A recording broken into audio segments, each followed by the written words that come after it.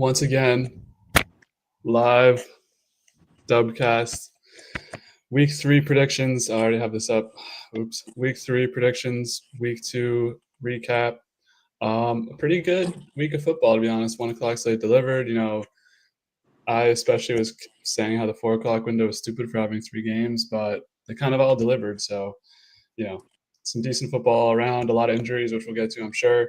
Any overall big takeaways in this week of football from a macro perspective?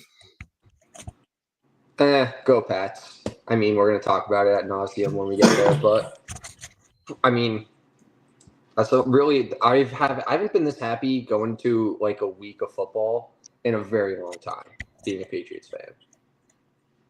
Really? Yeah, absolutely. Even in Mac Jones era? Rookie year, maybe.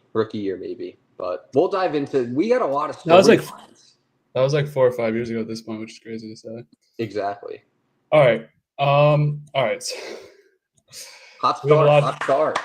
Yeah. We have some records to address, but we are joined by someone who we haven't seen a lot this year. Areola. Big matchup next week, Cam. Panthers, Patriots, he's referring to. I will be boots on the ground at that game with the fan. So we'll have to get an in-person report on that. Maybe a halftime report, see how the game's going. If not, I'm definitely not doing anything. But right off the bat, we got a comment in the chat. Starting off the stream, we have our previous week records. Hand up, I said I've been taking chances. I had the worst record again, 7-9, 2 sub 500 performances. I got to do better.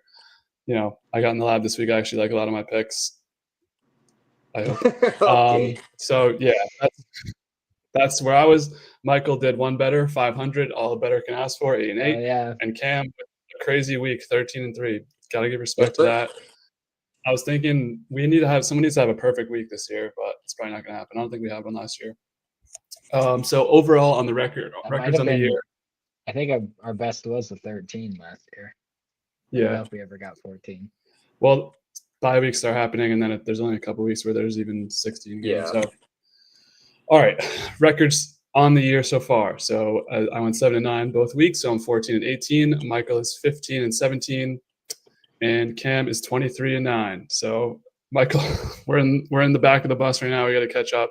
It's an early race. We're only 1/9 of the way. Well, actually, including playoffs, we're not even probably like 10% done with the season. So a lot of ground to make up, but we can do it. There's a lot of time left in this year. So starting out the week 2 recap, we had Thursday Night Football, Packers, Commanders. We were all on the Packers. Packers do cover. This game was a little weird, whereas like the Packers were just so dominant, but it always felt like the Commanders kind of had a chance to just like stop screwing around and get back in this game and win it. I did watch probably like the last 3.5 quarters of this game. Packers defense legit. I feel pretty good about the Super Bowl. A lot of people saying they're the best team in the league. What were your takeaways, Cam, from this game? Yeah, it was one of those things where you were confident in the Packers the entire time, but you were also holding your breath, hoping that Jayden and the Skins didn't make one play that could have changed the game on his head. I think, like you said, we all took the Packers. Thankfully, they ended up paying out for us. I mean, they are like a team, I feel like, that is getting a lot of hype. I mean, the Micah Parsons trade obviously generates a lot of that, but I feel like outside of that, they're a complete team. I know they've played decent competition first 2 weeks, and they've looked pretty good. So I like your pick on the Super Bowl, and we'll just have to keep following going forward. Michael, anything you wanted to add in this game? We were texting a little back and forth on this one. Yeah, I kind of agree with what you said. It felt like it could have been 40-0 or 40-3 halfway through the third quarter. I feel like the Packers left a lot on the table. And the Commanders, like, this was The who? After week 1, I felt like this was a letdown spot for them because week 1 against the Giants and then coming back against maybe top 3 defense in the league. They couldn't move the ball at all. They're old. Austin Eckler tore his Achilles. Like, they're gonna go through it, I feel like, for the next couple weeks. But yeah, Jayden Daniels status in question. Yeah. Is it? I didn't see that. I think it's like 50-50 going into next week. yeah, I don't know. I think this is why I feel like a lot of people were more down on the football team this year. I'll allow that. I'll allow that.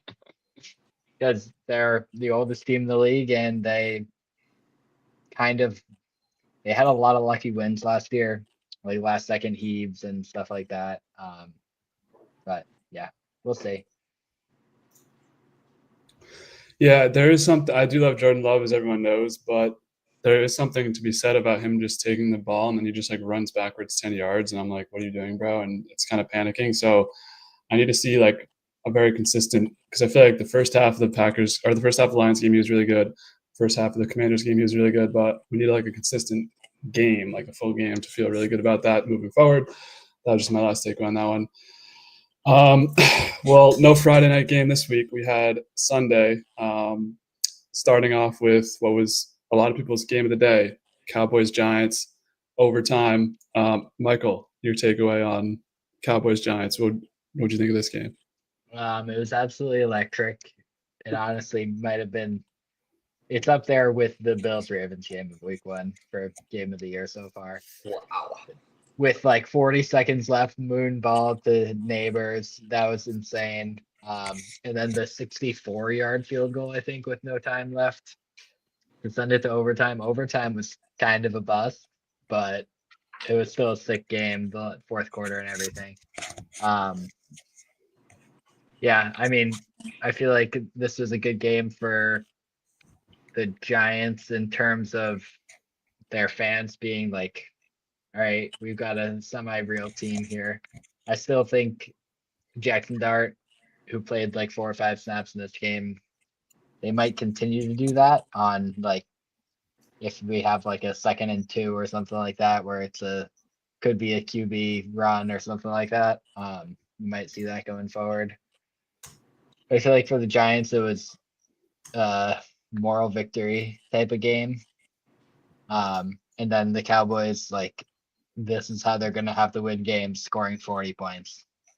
And I don't know how many they get doing this, but yeah. Yeah. Speaking of overtime, that throw by Russell Wilson, man, like, he literally just said fuck it and just threw it down the field. Like, all right. I think his eyes were closed, low key. Yeah, it was crazy. I was like, I mean, I had Cowboys and that was like my bet to save the day, so I wasn't complaining, but like I was like, wow, that was certainly something. But there is something to be said. The Giants fans I know were very hype about the team this week. You know, the fantasy chats were popping. They were talking about the Giants, which I don't really care about. But yeah, it seems like there's some enthusiasm behind that squad. I think they bought themselves some time with Russ. I mean, Russ, he just threw for 450 yards, 3 or 4 touchdowns. Malik looks really good. Like, there's no point in putting in Dart, especially with their matchup this week and next week, Chiefs and then Chargers. I still don't think we see Dart till week 5. So my setup for the 1 o'clock games is we were outside on like a patio situation, just watching the Pats game on the TV. So I didn't get to watch a lot of these games until the end, but I just kept seeing Dart like on the sideline on other TV. I was like, why is he in the game right now? But that was odd. He got like one like zone read that he like tripped over his own feet trying to get to the edge. And that was like the one play I saw of him. He pulled an arch from the game against Ohio State. Yeah, I mean, this is a great game. That moment from Brandon Aubrey was crazy, or of just being like, because they did like a draw with like 8 seconds. Yeah. Doing, oh yeah, they're just gonna nail a 64-yard. That was sick. So I got a lot of respect for Brandon Aubrey. Great game. This is what we want to see out of this window. Cam, do you have any final thoughts on this one? I just thought that this game said a lot more about the Cowboys than it did the Giants. I know the Cowboys played relatively well week 1, but that's a primetime game, first game of the year. You don't really know what to expect from either team. I think it was the Skins, pretty close. Or was it? I'm trying to remember, but I remember it was. I think it was. Oh no, sorry, it was the Eagles. It was that. Yeah, the Cowboys played the Eagles. Yeah, it was like we talked about. It was chippy. NFC East game, pretty close. But then you get to another NFC East game, and arguably one of the worst teams in the league, in the Giants. I know that there might be a little bit of hype around them with Jackson Dart, but I don't know. Allowing 37 points against this Giants team just doesn't seem something that I would be banking on for like the rest of the season. If I was a Cowboys fan, I think that's definitely a cause for concern. Yeah, defense is looking pretty shaky without Parsons, and then I guess Bland and Trayvon Diggs got blown up because Russ had so many yards. All right, move on to Yeah, another neither of game. them were playing. I think they were hurt. Yeah. Bland is hurt. Didn't he just sign a big bag? Yeah. Yeah. I think they were He both got hurt, but hurt it's in this game. Yeah. Okay. Gotcha. All right. Well, there is another team in New York we need to address. The New York Jets taking a loss to the Buffalo Bills. Not as close, I think, as we all expected. I think we all took the Jets in this game to cover. Usually it's kind of a back and forth division rivalry game between these two. Cam, what'd you see out of this one? The Bills and the Jets, kind of just as you'd expect from like an outsider perspective, like a casual perspective. But yeah, I wasn't able to catch much of the play-by-play. Kind of like you mentioned, I was mainly focused on the Pats and then some of the other games I had bigger bets on. But I mean, looking at it in hindsight, it's always obviously 2020. But I mean, the talent versus the Bills and the Jets, you could kind of see this coming. Even though, like we talked about, divisional game on the road, maybe they play relatively close, but the Bills just basically dominated from I think the jump basically. But I know Mikey probably has more insight. I assume he watched the majority of the game, if not all of it. But this Bills team, I mean, if they can continue to put teams away that they need to put away, like that is, I think, a little bit different. I mean, Pats have beat them in the past 2 years, which is something that shouldn't be happening if you're a Bills team, especially with one of the worst rosters in New England. all right, well, the Week 18 win was cap, but they did almost win that other game. Yeah, fair. But still, though, I mean, just like if they can finish off these teams and not even give them a chance to hope that they just like that you're expecting as a better, that's something that you're definitely going to look forward to, like moving into the later part of the seasons and the playoffs. So kind of solidifying the Bills as more of a contender if they obviously are already, but definitely have a shot to maybe take over the Chiefs this year. Someone said the words undefeated. Any thoughts on that, or is it too early to?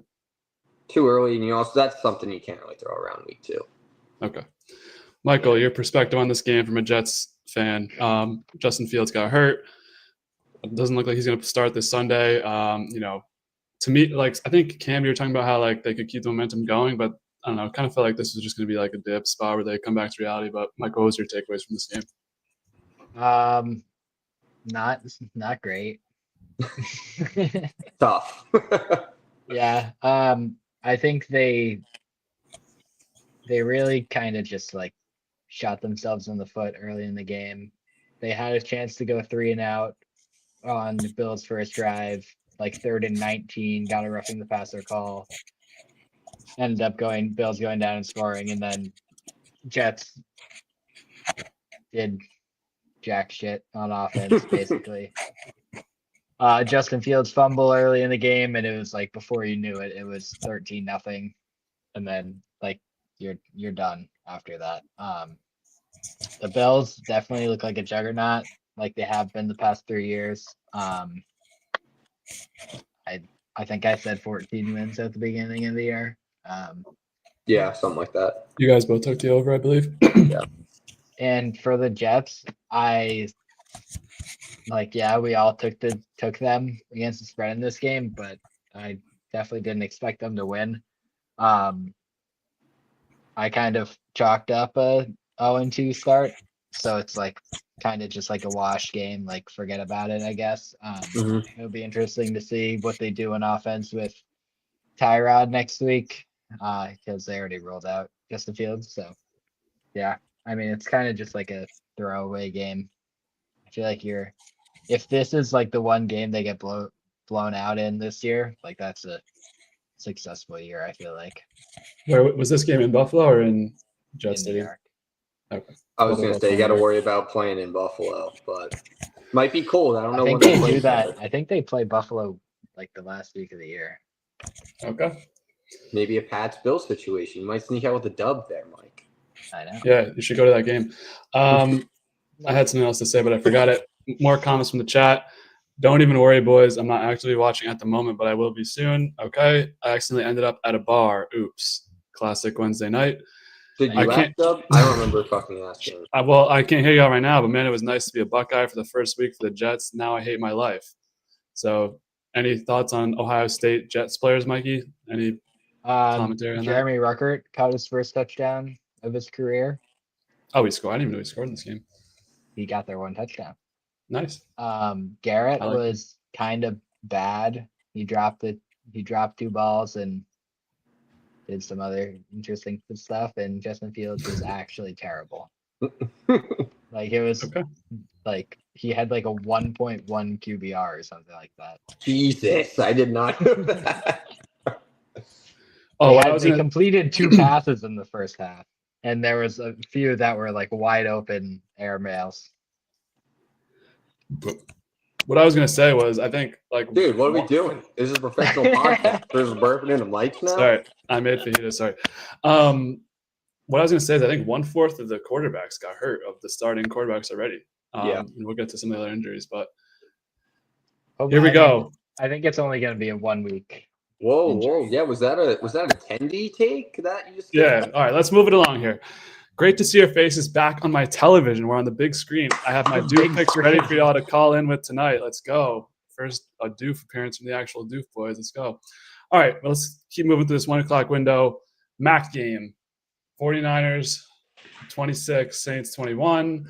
Honestly, I thought the Saints might win by more. I wasn't watching a lot of play-by-play, but me and was watching the game with a good friend of the pod, Rat, and we had the phone, like little phone. He had his YouTube TV with 4 screens, so we had Mac on one of the screens all day. Obviously, looked good, 3 touchdowns. I think I predicted that he would look great in this Kyle Shanahan offense, and I listened to Colin Coward on my run today, and he's like, Brock Purdy, you better watch out because they have a problem because he's hurt, and now Mac Jones is in. Cam, take the floor. Obviously, this is your guy. Yep. I mean, part of the Focus 5. I don't know. You probably can't hear me in the nice little Mac Jones helmet, but We could. Part of the Focus 5 had Mac for 2, sprinkled a little bit for Mac for 3 as well, which he ended up hitting. Kind of a little teaser going into this week as well, maybe. But no, he definitely did look good. I know it's kind of difficult to tell. I know the Saints team in general is obviously something that we talked about is not one of the better rosters in the league, but I feel like their defense actually isn't terrible. And Mac made some pretty tough throws. So I'm excited to see what he can do in the remaining weeks that he is the starter. I don't really think there is competition between him and Purdy when Purdy is available, but it might open the door for Mac potentially leaving. He shouldn't leave. Fair. I agree with you, but it might open the door. You don't know. So, I mean, I was pretty confident of Mac at least throwing 2, even without like a couple of key weapons being out of the game. So, yeah, I mean, kind of I expected this. Like you said, I think the 49ers were going to win by a little bit more, but Mac looked pretty good, and they ended up getting the dub. So not much more I can ask for out of them. Yeah, blood was throwing to freaking Luke Farrell and Jake Tongs, and made a day out of it. I think, like I said last week, he's had bad luck when he gets into teams because they just don't have a lot of their players. So I think the 49ers are 2-0, which is crazy to say, and they did score more points than the Cardinals against the Saints. Michael, any spare thoughts on this game between the 49ers and Saints? Not too much. Alvin Kamara looked like a dog.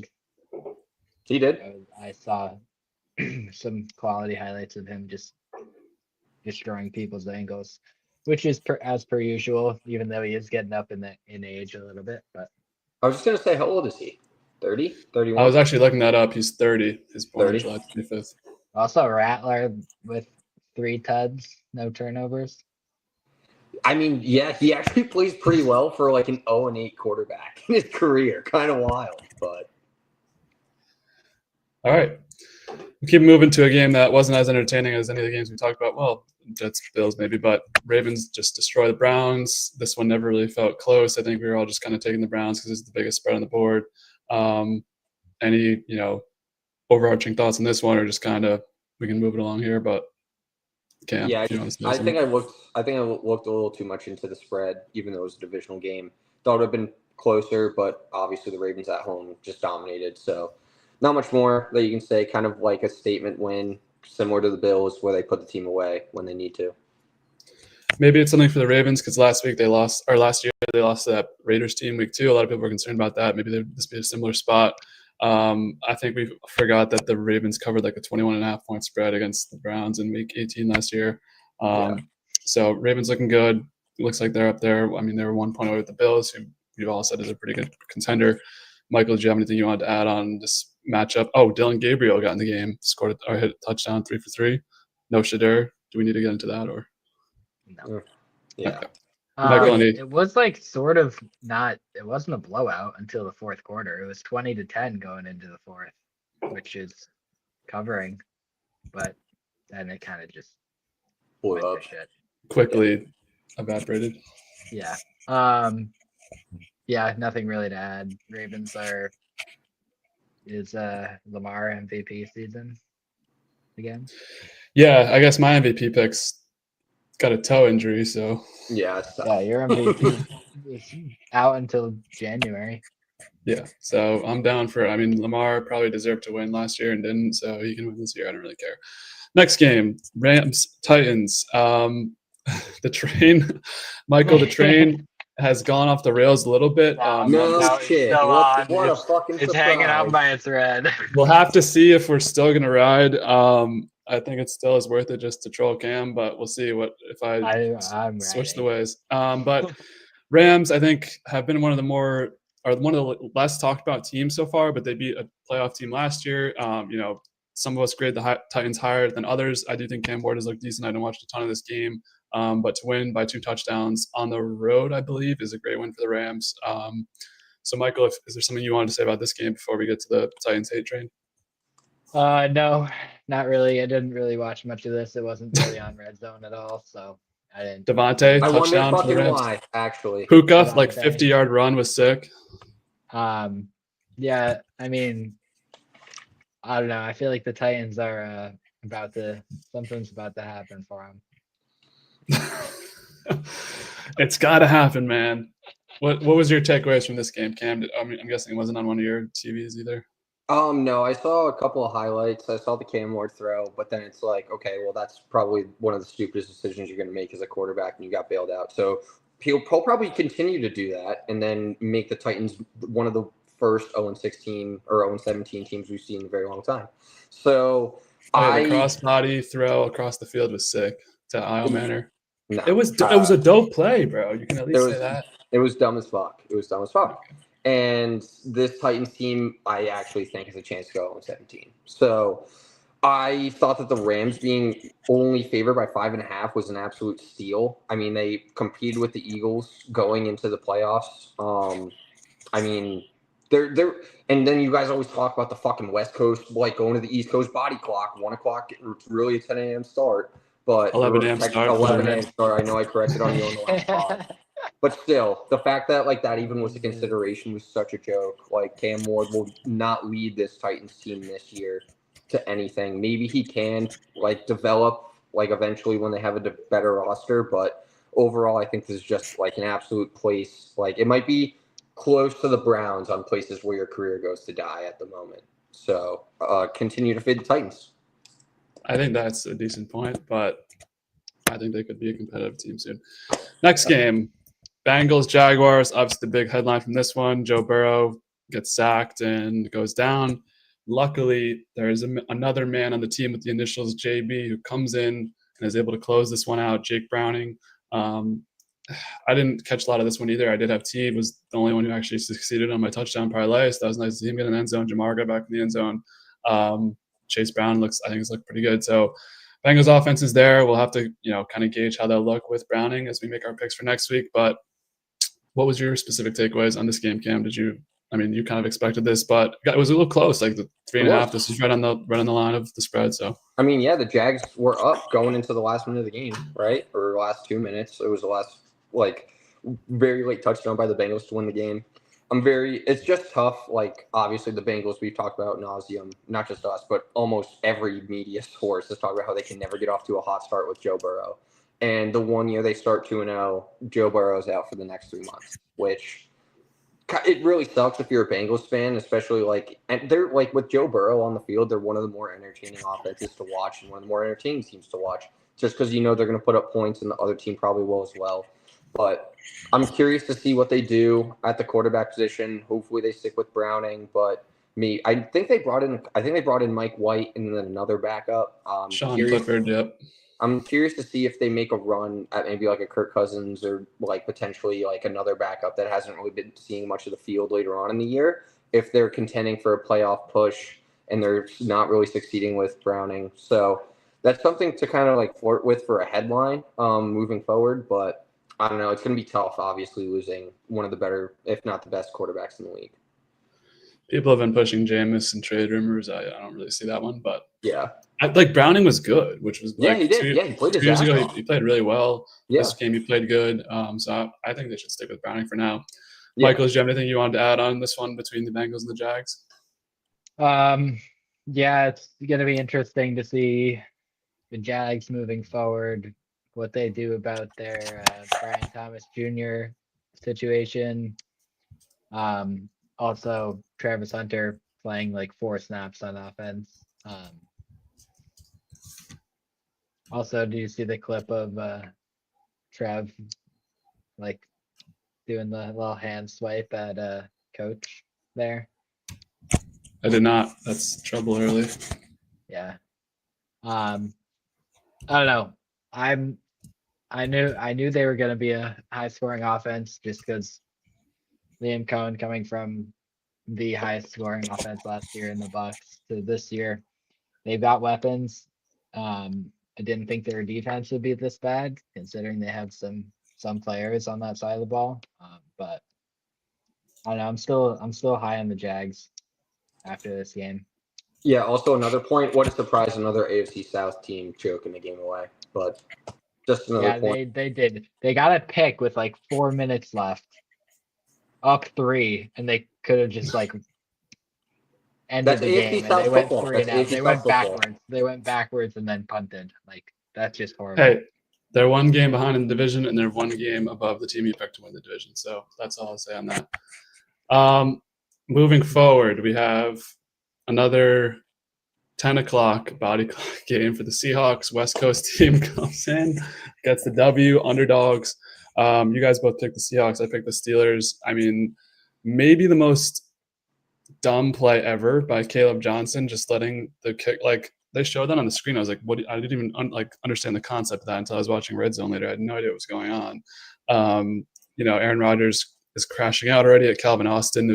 I just heard the funniest soundbite where he was like, he's a good kid, but he should have stayed on that route. He's a good kid though. He's a great kid. So I think, this could potentially end up looking a lot like last year, or I mean, even the year before, where it starts off well, even though it lasted 10 minutes 2 years ago. But, I think it's going to maybe start to slightly go down and down. I don't grade the Seahawks team pretty high or very highly. I think the Steelers, their strength is their defense, and they're letting up like 1 million yards to Sam Darnold. And I mean, I don't know. This made me pretty bearish on the Steelers moving forward. I do like what I see out of the Seahawks. I think they could be like a feisty team to compete in some games. Michael, you're a Darnold guy. Is this what you wanted to see out of him this game? Or I don't know if you caught a lot of this, but what were your takeaways? Yeah, he's always going to be a quarterback who throws balls into tough spots, and he's going to have like a 30-30 year like Jameis 5 years ago, or whenever that was. I could see him averaging 2 picks a game and them being like 9-8 or something like that. Who averages 2 picks a game is going to be 9-8. What? The Seahawks, because they play in the NFC West. Because they just sling it around. He's going to have 3 touchdowns, 2 picks a game. And they're going to eat. Okay. Yeah, I mean, kind of piggybacking off. The Steelers, like kind of Dub's initial point, they really couldn't stop the run. Didn't feel like at all. This definitely gives me a lot of hope. I know we're going to talk about it a lot more in the next segment, but obviously Steelers going into New England next week makes me pretty confident after the performance they had. But Steelers obviously investing a lot of money on their team, but I also thought that their investments were on people that were almost on their way out of the league, as opposed to people that are just coming into their prime or in their prime.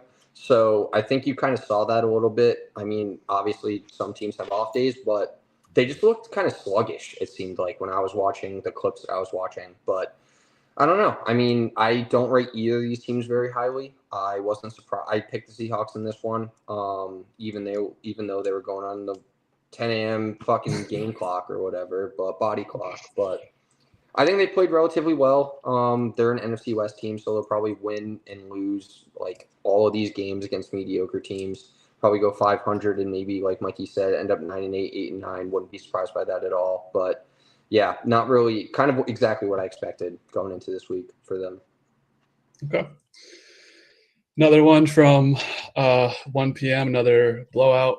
I think we were all on the lines. It's kind of a get back spot. It was just pretty obvious, and the obvious happened. Cam, we'll turn it back to you. Amon-Ra, 3 touchdowns. Yeah. Investing a little more on the lines, or do you think this is just the Bears being bad? I think a little bit of both. I think the Bears are bad, but I think it was also a much needed statement game. Like, it wasn't like the Bears kind of squeaked by the line or the Bears. I think they pretty much dominated. I think it was pretty close until like late in the second half, and then they really pulled away and stepped on their throat. But I'm a huge. If you listen to last year, I also did it week 1. The Montgomery and Gibbs parlay for a touchdown on the Lions to win. They definitely got back to that, and that's exactly what happened. They were much more focused, what I saw, in the run game as opposed to against the Packers. That could be, like you said, against the defense or the quality of the defense they were playing against. But I think they're still a team to be reckoned with in the NFC. I mean, if they get hot, like, they could put up 40 to 50 points in any game. I feel like they looked a lot different than they did against the Packers. Yep. Jared Goff, 5 touchdowns. Jameson Williams had a deep one as well.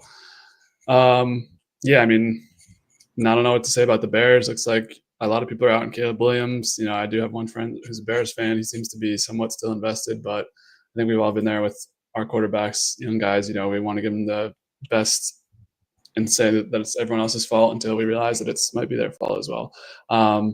Michael, any thoughts on this game between the Bears and the Lions? Not really. I feel like this has more to say about the Bears than the Lions. Like, they just let go of the rope. It was like not a close game for the whole game, but it wasn't 52-21 bad for the whole game. They kind of just stopped caring, it felt like, in the fourth quarter, which you don't like to see from a young team like that. But yeah, I mean, the Bears are bad. Interesting. The end of game. The coach and quarterback stuff going forward for a lot of these teams with young quarterbacks. Like, what goes on there? Yeah, I wouldn't even I'm just old school, I guess, where I wouldn't even consider benching Caleb until like the middle of next year. Like, I think I wouldn't either. But you have Agent waiting in the wings, so I guess got a contract extension. Okay, bro. Jog out freaking Tyson Badgett out there. I'm sure he'll fix everything. Does he paint his nails? That's my question. If I'm the head coach. If I'm Ben Johnson, I'm looking at those two. You paint your nails, you don't. So you're the starting quarterback. Hey, you know who painted their nails? Jared McCain, and he's almost won Rookie of the Year before he got hurt. Okay. Fact or fiction? Okay. We have some comments to get to in the chat. Let me call. The link is actually went out of my way to pin the link in the chat, so anyone can call at any time. I feel like I do a bad job. Out of your way. It's just way too early for this kid. He has a date soon. Who gives a shit? Allie's back. Don't even worry.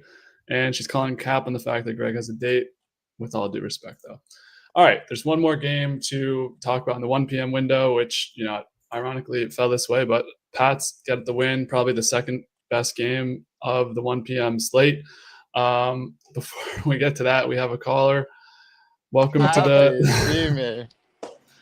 the Dubcast live stream in the dark. Yeah, sorry about that. I'm walking to the train, but I just want to go over the Giants this week.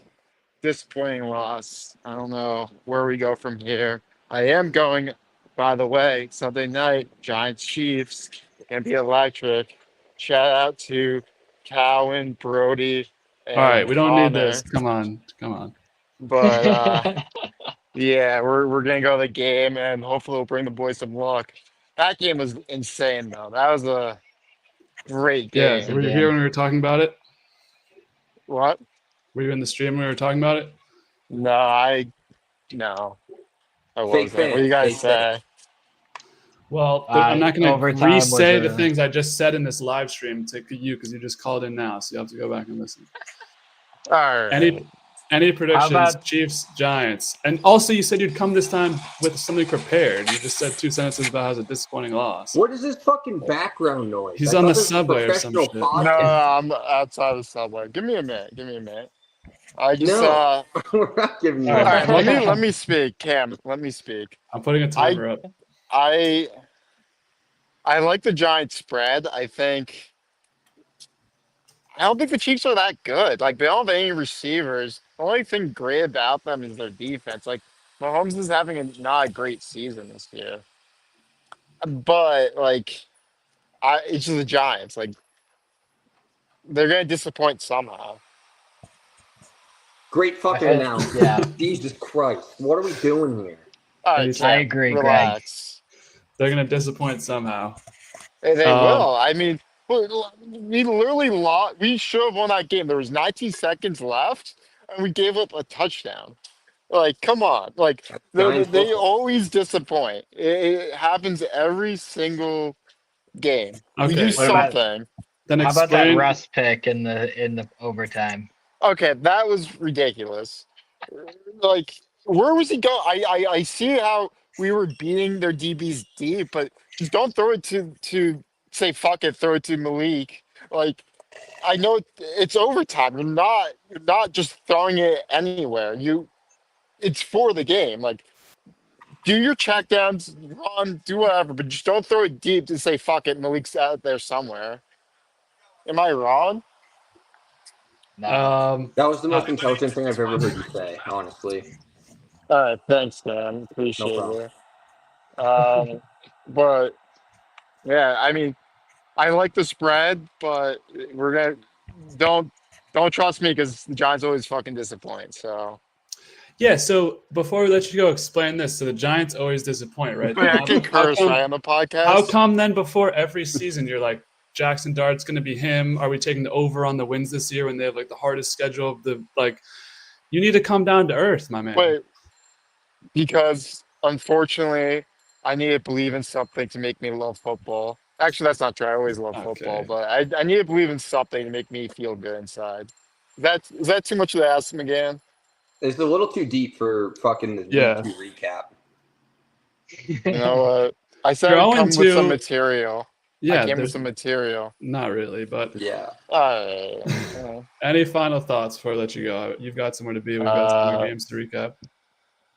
No, just go Giants. Hopefully we beat the Jets, and good luck with the rest of the pod, boys. When do you play the See ya. Jets? Bye. No, don't I think they said do. I don't think they do. what? No, I said the Chiefs.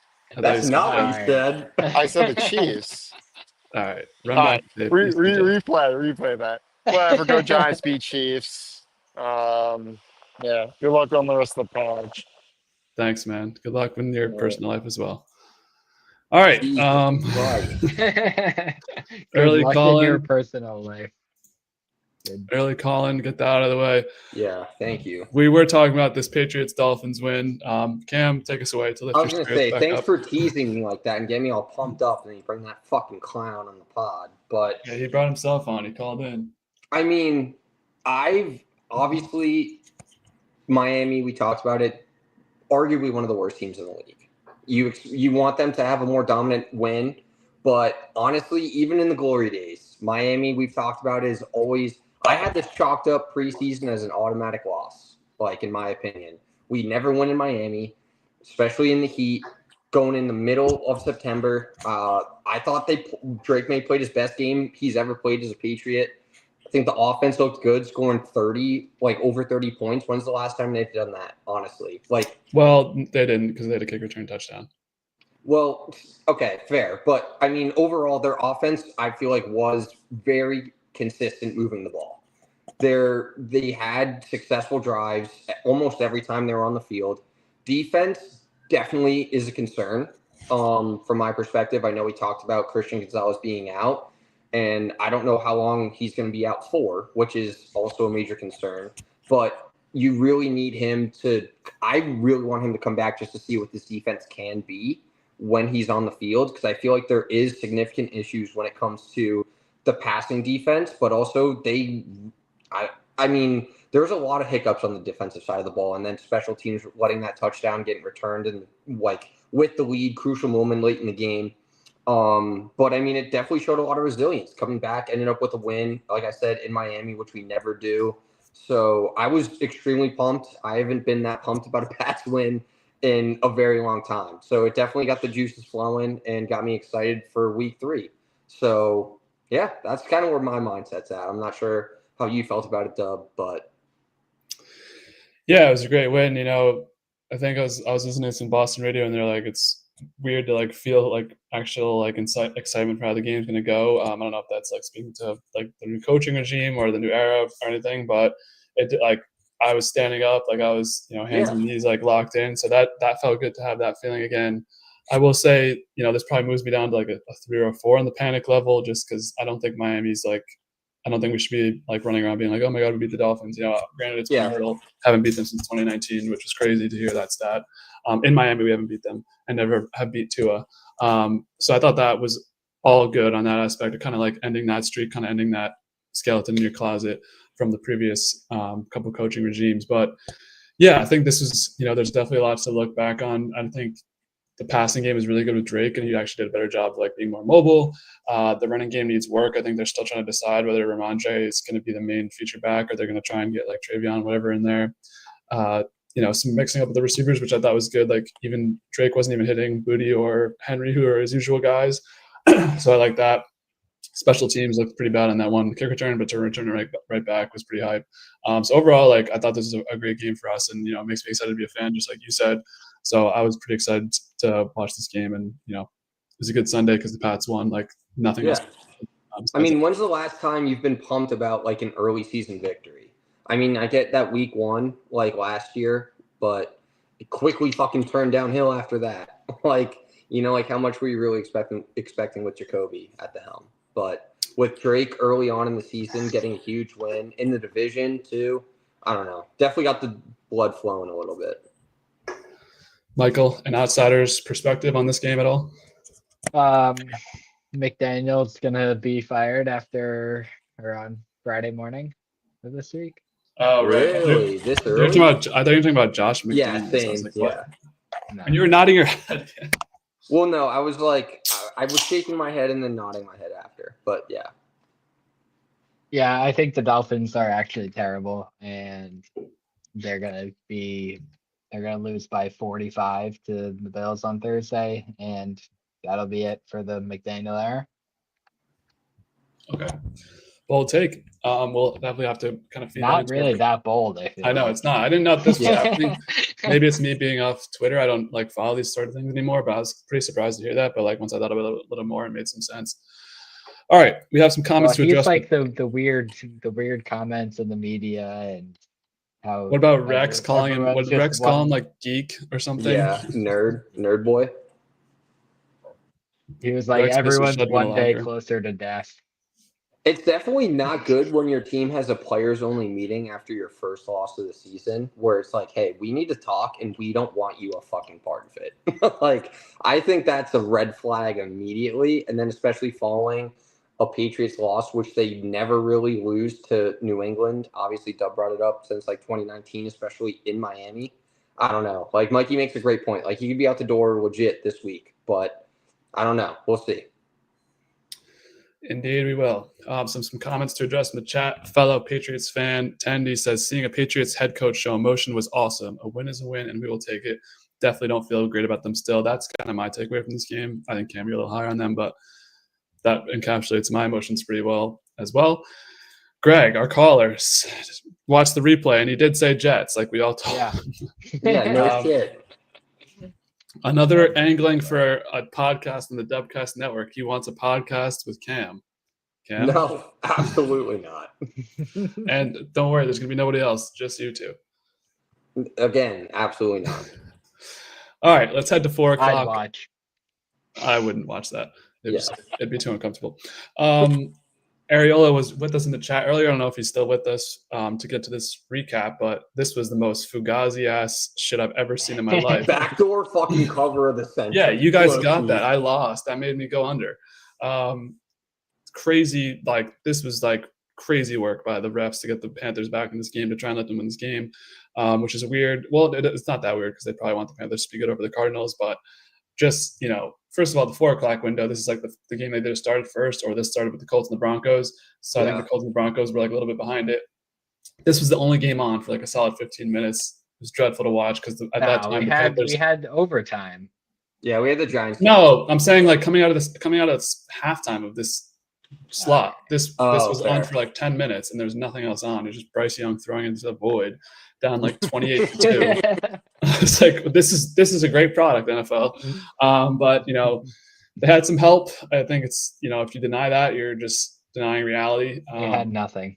Okay, but they do cover, so you guys get the win on that one. Cardinals go to 2-0, which is again probably one of the most Fugazi-ass 2-0s ever.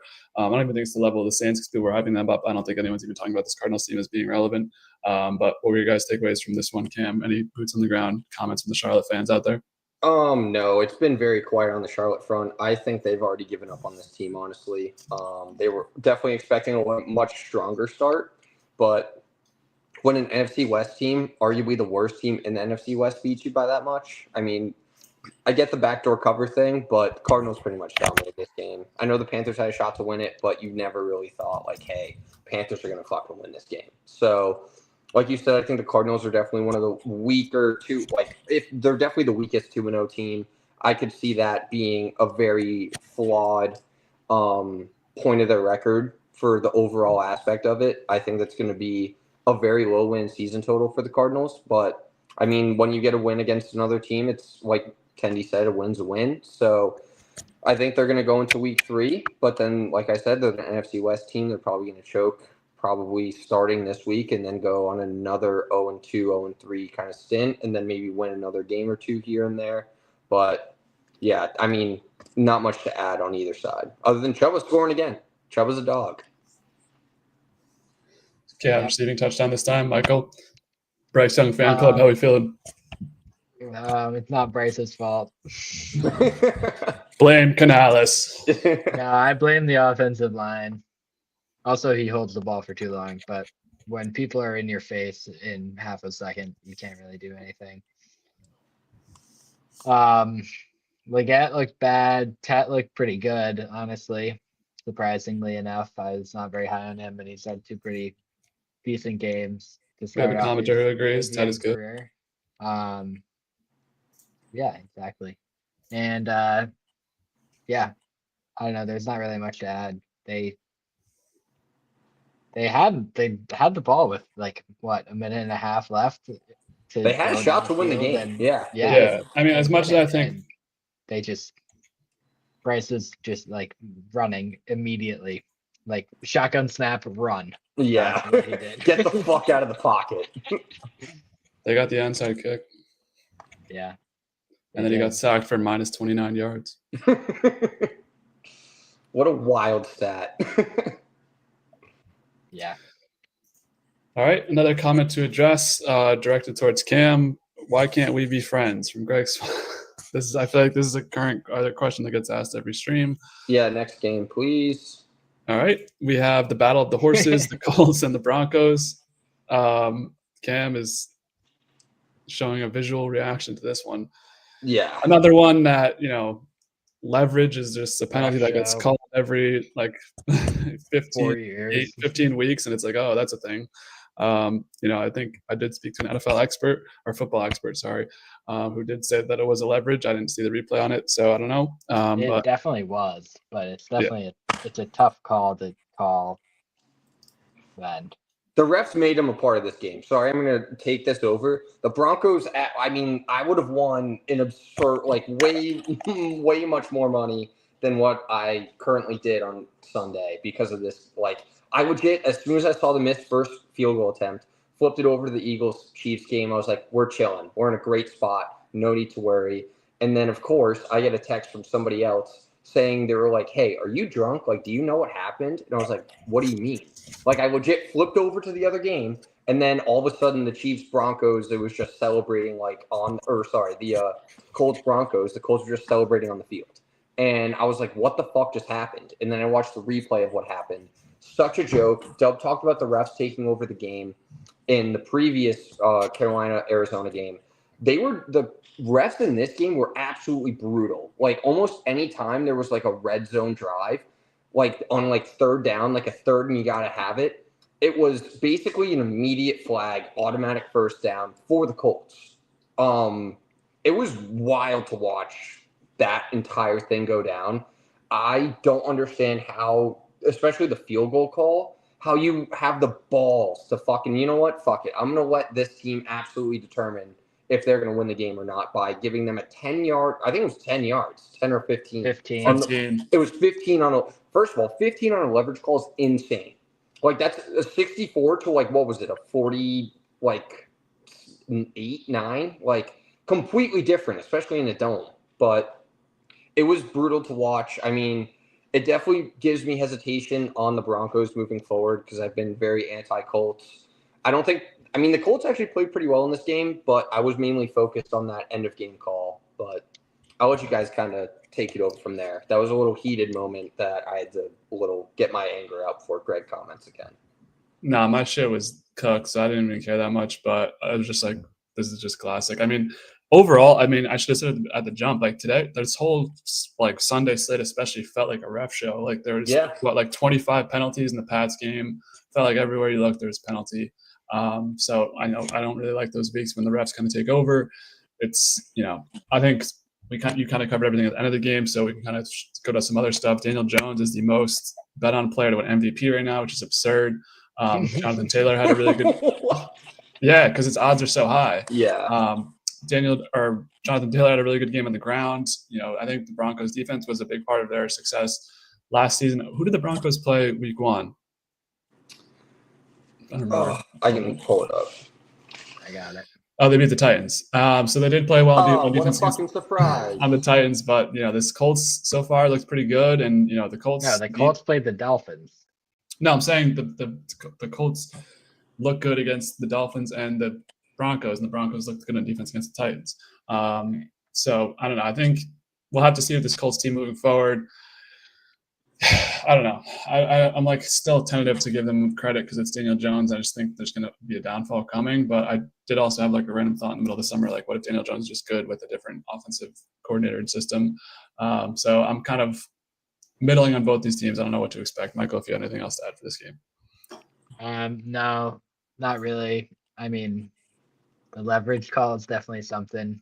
I forget who I was listening to, but they were talking about how leverage is a penalty, but it's like it happens on every fucking PAT or field goal.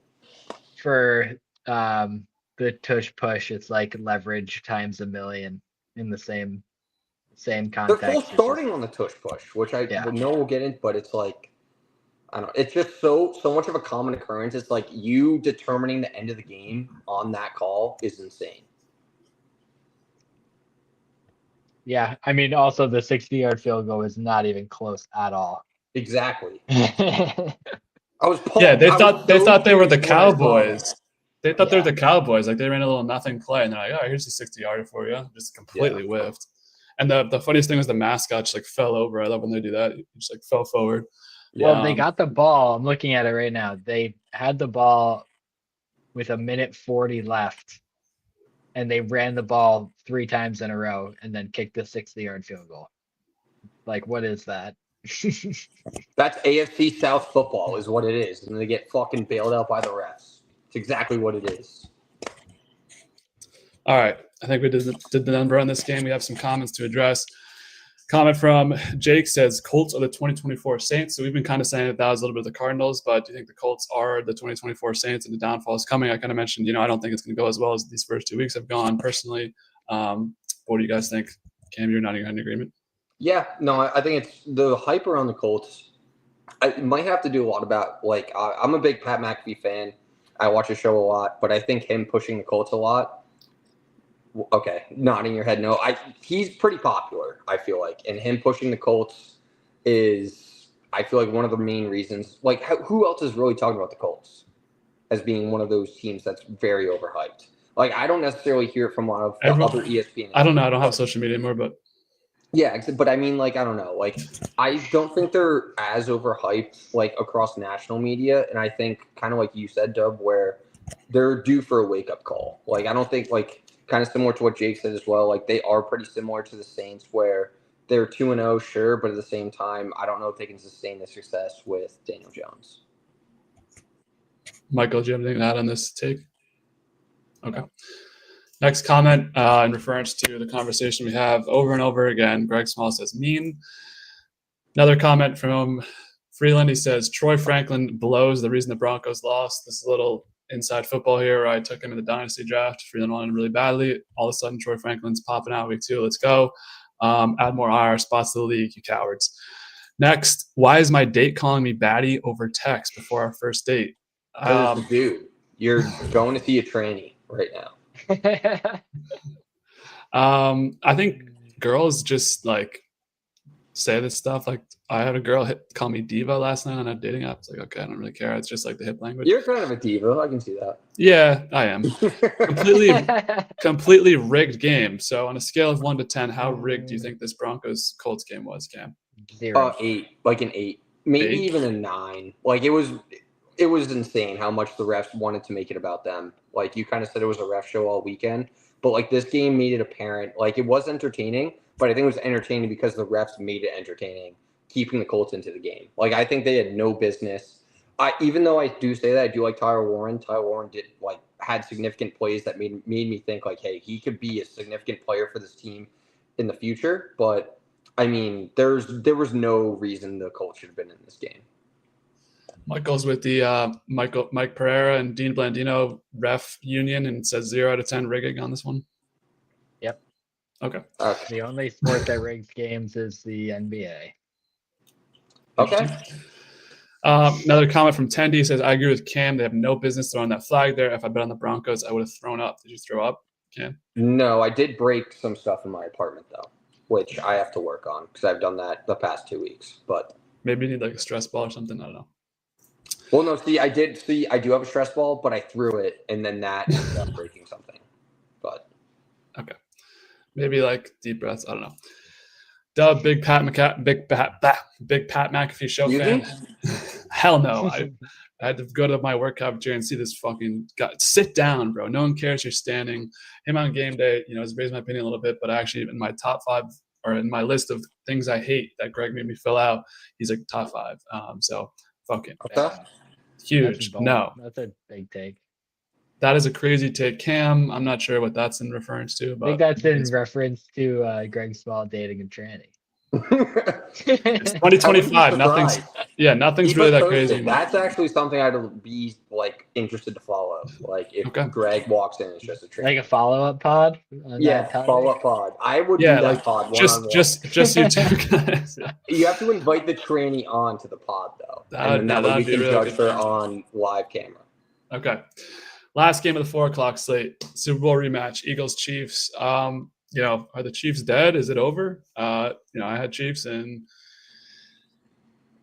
Tyquan Thornton legacy game, but besides that, it didn't look good. And I have another addition to the ban list: Isaiah Pacheco, anytime touchdown. Never taking that. Never taking Iowa overs. Those 2 are banned for the rest of this football season. Iowa over should be banned for your entire life. That might just never leave the list. Yeah. But I don't think, as much as people want to say the Chiefs are dead in the 0-2 thing, I do think there's a Patriots dynasty aspect of they've played 2 really good teams. I mean, the Chargers took care of business against the Raiders this week, so wasn't a fluke there. And also the Eagles are 2-0. I mean, they're probably one of the best teams in football, just won a Super Bowl. So I want to slow the brakes on that a little bit. It is a little bit concerning because usually they win these type of close games, especially since both their first 2 games were pretty close. But what are your guys' takeaways on this game? Mikey, we can start with you if you have anything. The funny clip of Chris Jones chirping at Jalen Hurts saying that he only had 100 yards, and Jalen Hurts was like, "Yeah, but we won the game," which is true. And I feel like this is how the Eagles do it. Their defense is very good. And they run the ball. They have long possessions, and I mean, I kind of was iffy on this one. I remember from last week, it's hard to beat a team 3 times in a row, and the Eagles did. This is their 3rd time beating the Chiefs in a row. And I don't think the Chiefs are dead. I agree with the fact that they've played 2 tough teams, and they're very hurt currently. So and also the Rushy Race free 4 t-shirts that all the Chiefs are wearing was kind of funny to me. But I know this is an interesting storyline to follow about the Chiefs and if they're actually ass now. Also, Patrick Mahomes can't throw a deep ball. Everyone was hyping up that one deep ball to Tyquan Thornton literally 2 plays before he overthrew Yeah, it by like complete 3 whiff. yards. Taekwon's getting flowy out there. He's wide open. I don't know what's up with that. Cam, any final words on this one? No. I mean, I honestly thought that this was one of the least entertaining games with Yeah, it was so bad. Yeah, like I honestly was more tuned into the Broncos Colts game because the refs fucking made it about them and kept it a game. But thankfully, I was able to live bet the Eagles. I really didn't have a doubt that they were going to end up coming out with this game. I think they are much more talented, especially in the offensive side of the ball. I mean, I understand the fact that you say Patrick can't throw the deep ball, but like when you're throwing a Tyquan Thornton who just got cut from like a Patriots team as fucking like their best receiver is arguably Kayshon Boutte right now. So I find it extremely interesting on how they're going to recover. They're definitely not dead, especially when you have Patrick Mahomes at the helm. And then like the Chiefs will be the Chiefs. They have a tough schedule, but once you start getting these players back, like they can sneak into the playoffs, and that's the last team you want to play, even if you're at home. So definitely don't rule the Chiefs out for the rest of the year.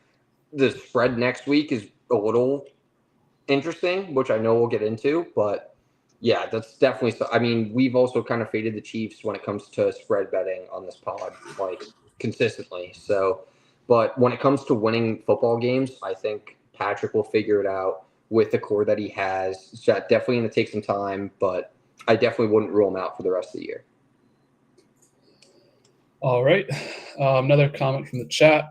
Travis Kelce could do no wrong. He's being screwed over by his team. Absolutely hilarious drop that led to an interception. Yeah, I was going to say he legit blew the game. What are we I think it's a sarcastic comment.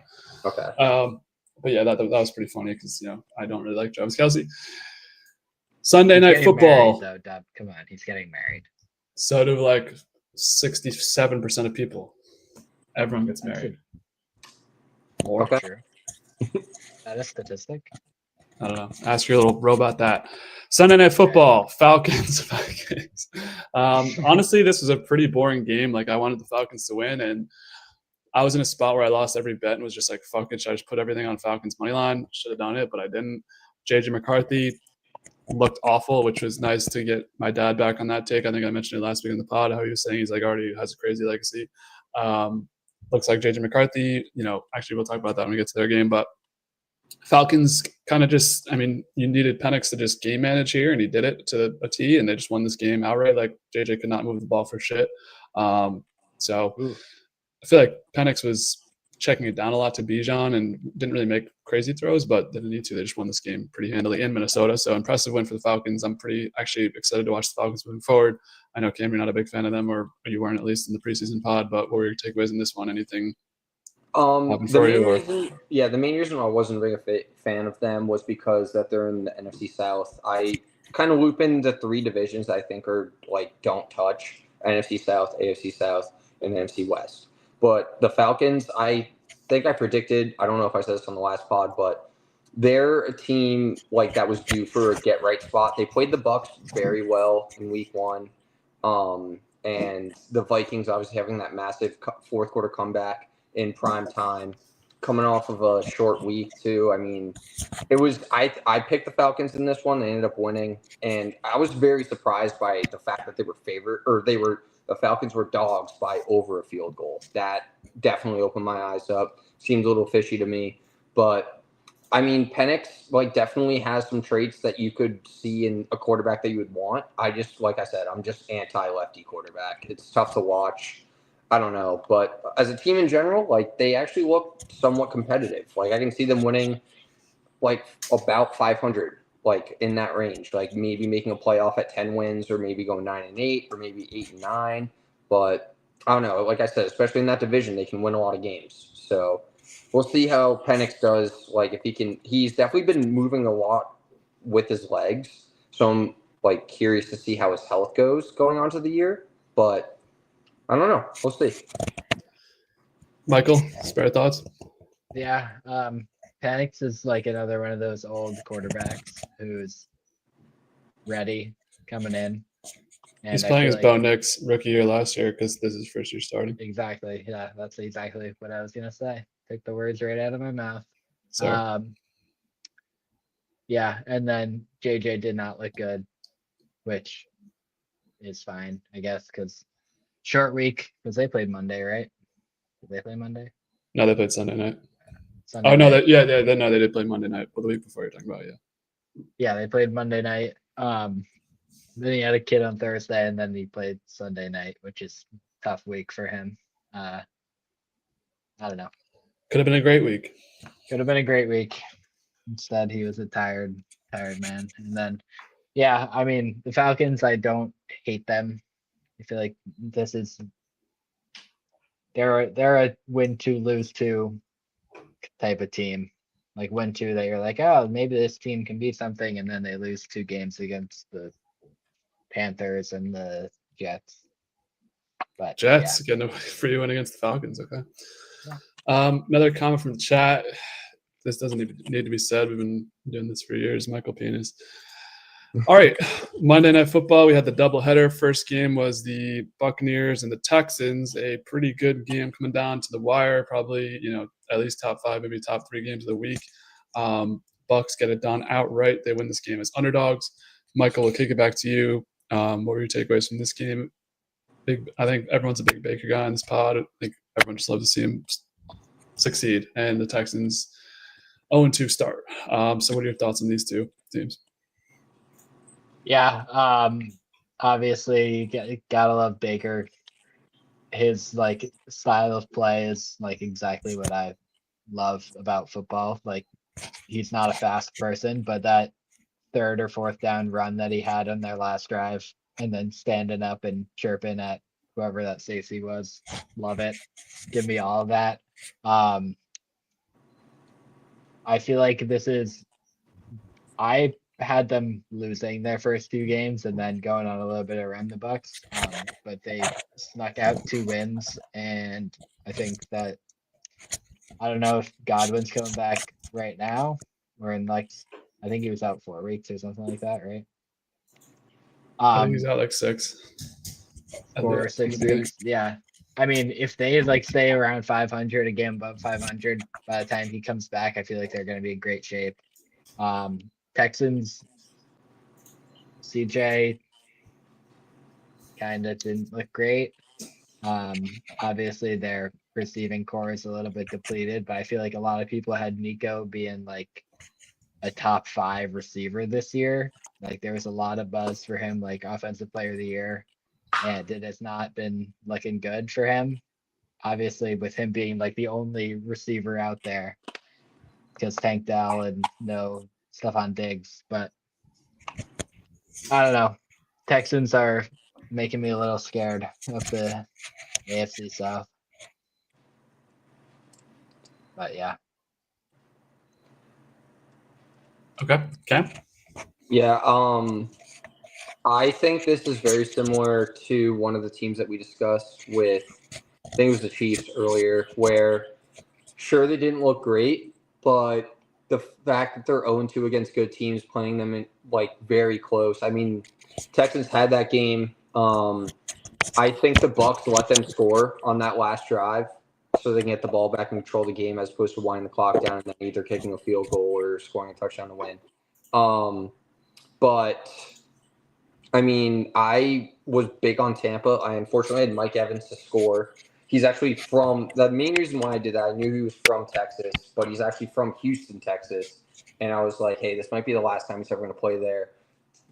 Banking on him to score kind of killed what I was thinking for my Monday parlay. But Bucs plus 2.5. I mean, like Mikey said, Baker's just a guy that you want to root for. He's gritty, someone that you want on your team.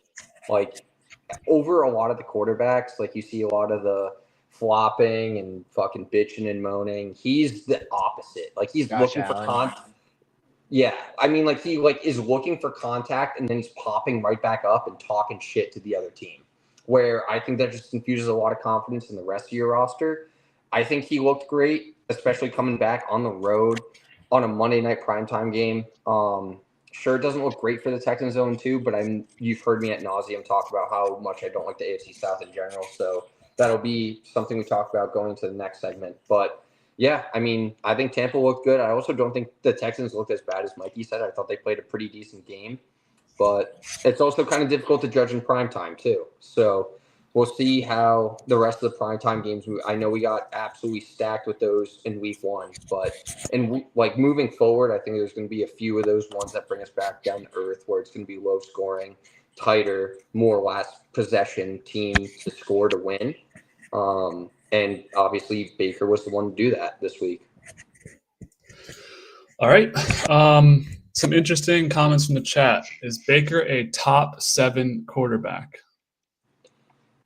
Yes. So here's Freeland's list: Mahomes, Allen, Lamar, Daniel, Stafford, Herbert, Love.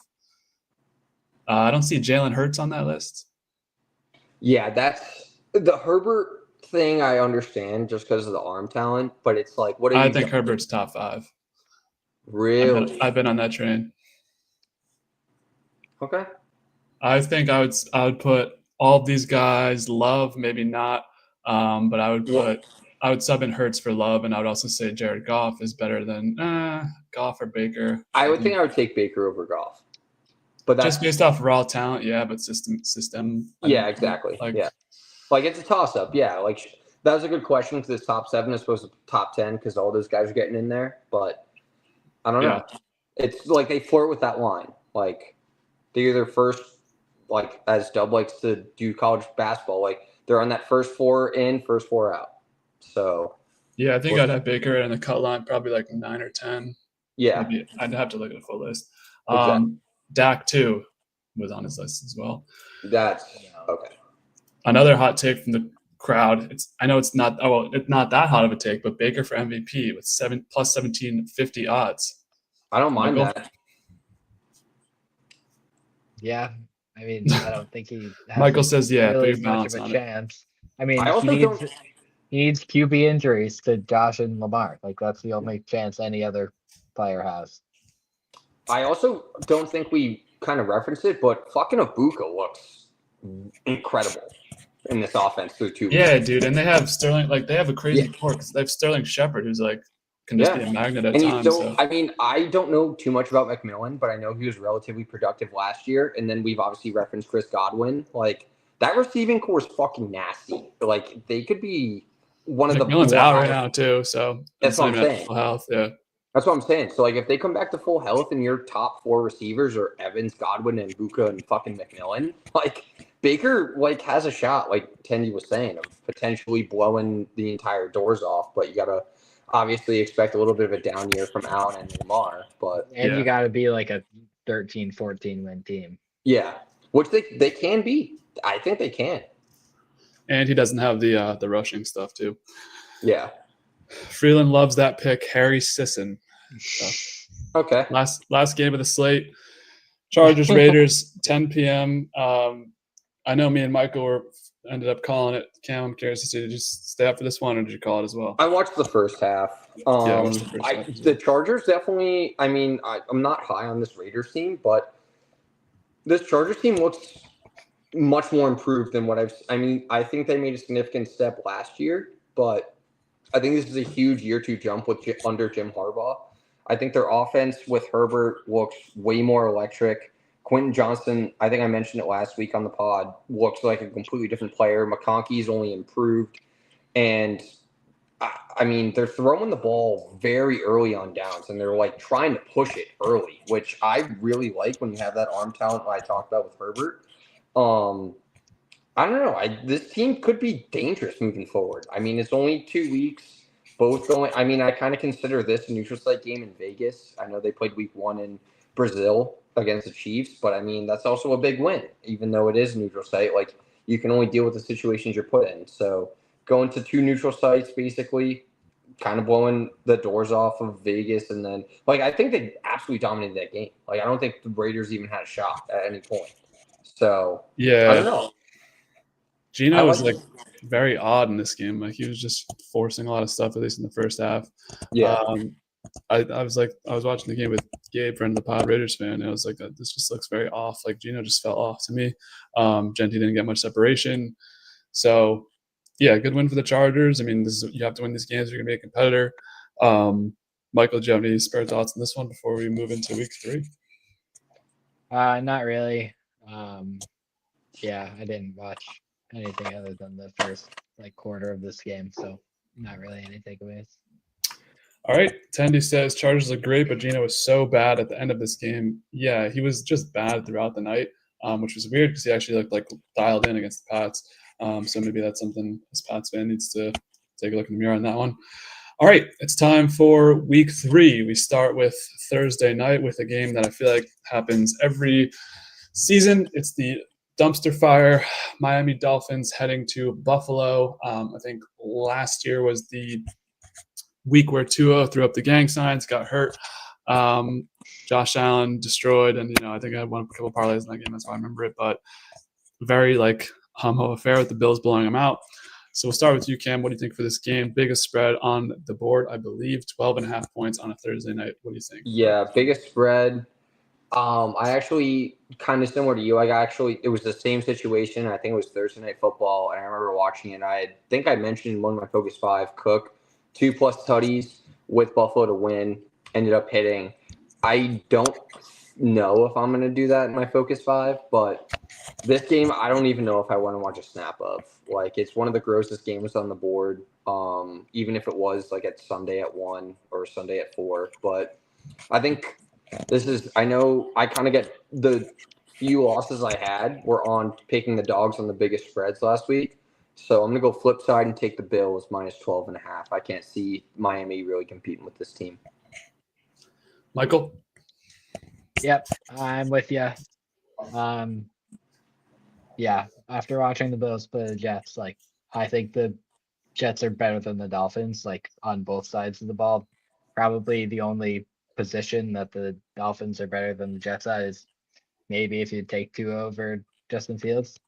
And I mean, other than receiver too, I guess, with Tyreek and Waddle. But tight end Darren Waller. Okay. Doesn't he not All play? right. He's wearing fucking ball cap on the sidelines. What are we talking about? Yeah. Yeah, this has blowout written all over it. I know Thursday games are usually sort of suspect betting wise. And the home team is not very good against the spread. I was looking it up, last 5 years, week 1 through 8, the home team is 11, 27, and 2 against the spread, which is. He did some research. Not he dropped this nugget in the chat. I was dropping this nugget, which says we should take the Dolphins, but I'm not going to do that because this is that egregious, I feel like. I'm taking the Dolphins. All right. Because of my nugget. Actually, that's good for us, Mike. We don't want a clean sweep. Well, I'll just provide some. I mean, I think if this is truly the Mike McDaniel, could be fired week, do you think his team would want to go out there and fight for him? I think, these teams 2 years ago, I remember watching in Madrid, Spain, they played a crazy game. I think both those games that year were very close. Yes, this Miami team's a dumpster fire, but I've been put on to gambling TikTok, and I think there are no, it's a good point. So there was this guy, just this overweight guy sitting there, and he's like, everyone, we want I forget, he was like, we want this team, and this team to win. It's everyone on the public's going to hammer the Bills. So I think it's just a smart play to just go Dolphins. 12.5 is a lot of points. I wish it was 14.5. I think that'd be a lock with a backdoor touchdown or something. But I think this game is going to be sluggish. I think Thursday night, the fatigue doesn't really start to set in until these later weeks in the Thursday night football. Even last week was kind of sluggish from the Commanders side of things. So I just don't, I've been a big person to say that the Thursday night product is terrible. And it's because they're on short weeks. They have no time to practice. I think the Bills could potentially be looking ahead. I don't even know who they play, but the Dolphins are that's one of the worst teams in the NFL right now. So I'm angling for a 20-10 game even. I think it could be that type of thing where the Bills are always in control last week, but don't cover 12.5 points. So I'm going to take the Dolphins. Maybe I'll look stupid, but I don't like to get these big spreads, especially in a situation where I don't think the Dolphins are as bad as people are necessarily saying. I think there is at least some little fight left in them. We'll see. But all right, more comments from the chat. Freeland says the Dolphins can maybe win. That'd be a crazy money line play. I don't love that. I like them to cover, Yeah. not to win though. Tendy, when did you guys like to call in for the DOUF segment after you guys go over the games? So yes, we do have a DOUF banner for you. We have got to that after all the games. You guys haven't called in. So after we predict every game, we'll go to the DOUF boys. Next game, 1 p.m. Packers, second biggest spread on the board, plus 8.5. In Cleveland, I'm going to fade the public again. I'm going with the Browns, plus 8.5. Just think everything's looking too good right now for the Packers. A lot of people on their hype train. I think the Browns make this close, muddy it up, make it ugly. I think there is something to be said for that defense. I know they just let up 41 points, but it was close, according to Michael, in the fourth quarter. So I think the Browns can, kind of bring this Packers team down to earth. I think Jordan Love still has a couple steps to complete before I'm like super trusting them to win every game. I think, there's games where we come out there and just throw like 2 or 3 picks and look really bad. So I think the Browns cover this 8.5. I think it'll be a low scoring game. Cleveland, I feel like at home is also pretty decent. Packers definitely, the Packers schedule isn't great. Like where I would say they're looking ahead to someone because I think they play like the Cardinals and a bunch of other crappy teams, but I think they may just be on autopilot to start out, and I think the Browns can cover the spread. Cam, you're not in agreement. What do you think for this game? Yeah, kind of applying the same logic that you just did for this game, and then also more specifically to the Thursday night game. I think this is more Green Bay riding the high of absolutely dominating in their 2 weeks with Micah Parsons. I think the Browns can make this a scrappy game, second highest spread against the board. 8.5's a lot. I can see Green Bay winning by like 7. And that covers the spread. I mean, I really like that, especially when you're taking a home dog by that much. And Cleveland, I feel like their defense isn't that bad. I know they got blown up by the Ravens, but the Ravens is arguably, we've talked about, one of the juggernauts in the AFC. So I don't know. I kind of like this. And then if we're going NFC versus AFC, I mean, like 2 teams that don't really know each other that well. So I'm going to go with the Browns plus the 8.5. Michael, this was the one pick I did see on your sheet, so I know how you're going, but tell the people, what do you think is your pick? Yeah, you're both incorrect on this one. We picked. Okay. You're wrong. I'm taking the Packers. I think that the Packers could score 10 points in this game and cover 8.5. Aren't you a Flacco guy? Yeah, I am, but he has the fastest edge rusher and then one of like the top 10 edge rusher on the other side, and Rashawn Gary coming after him. He's not going to be able to move. I don't think the Browns score more than. I don't think they score more than a touchdown in this game. I did see one thing on one of the gambling shows that I was watching is taking the Browns under total points as opposed to taking Packers spread, because obviously 8.5 is kind of difficult to fuck around with, but if you take the Browns under on total points, that's essentially going to be an automatic win for the Packers. But just one thing to shout out there for the listeners. Yeah. Yeah. I don't know. I think the Packers dominate this game in a different way than they have in their previous 2 games. I think it's defense not letting anything up and them running the ball, a couple of deep shots, but trying to be more careful with the ball. Maybe 17-3 or something like that game. Okay. Comment from the chat. I'm back. Next game is Rams Eagles in a 10 o'clock body clock game. Michael, we'll kick it back to you. A divisional playoff rematch here. Rams Eagles in Philadelphia. Eagles getting the 3.5. What do they call that? The hook, the 3.5 hook. What is your take for this game? I think that the Eagles will win and cover the 3.5. Okay. It is, you both I know are very high in the Rams, and I think that the public is higher on the Rams after their first 2 weeks, and I think that might be a little bit bloated to where they actually are in comparison, with like the best teams in the league like the Eagles are. Yeah, that's all I'm gonna say. All right. Well, I'm taking the opposite. I'm taking Rams plus 3.5. We saw them play a pretty close game last week, and Eagles have kind of shown me that this year they're not going to be a team to, blow teams out. They beat the Cowboys by 4, I think, and they beat the Chiefs by 3. So I think the Rams can even cover the spread. And I do think the Eagles are kind of setting up for a letdown where there's been a lot of hype about them in the media, like, oh, they can shoot whatever they want with the tush push and stuff. I think the Rams come in there, and the Rams do usually play these type of games well, where there's like no one really expects them to do shit, and then there's all of a sudden like Stafford will go off, and obviously they look great as well. So that's where my head's at. I'm not even sure the Rams will win this game. I'm just taking them to cover the spread of 3.5. When I see the hook, I got to take the plus sign. So Cam, you're not in agreement? Yeah, I'm going the same side as you.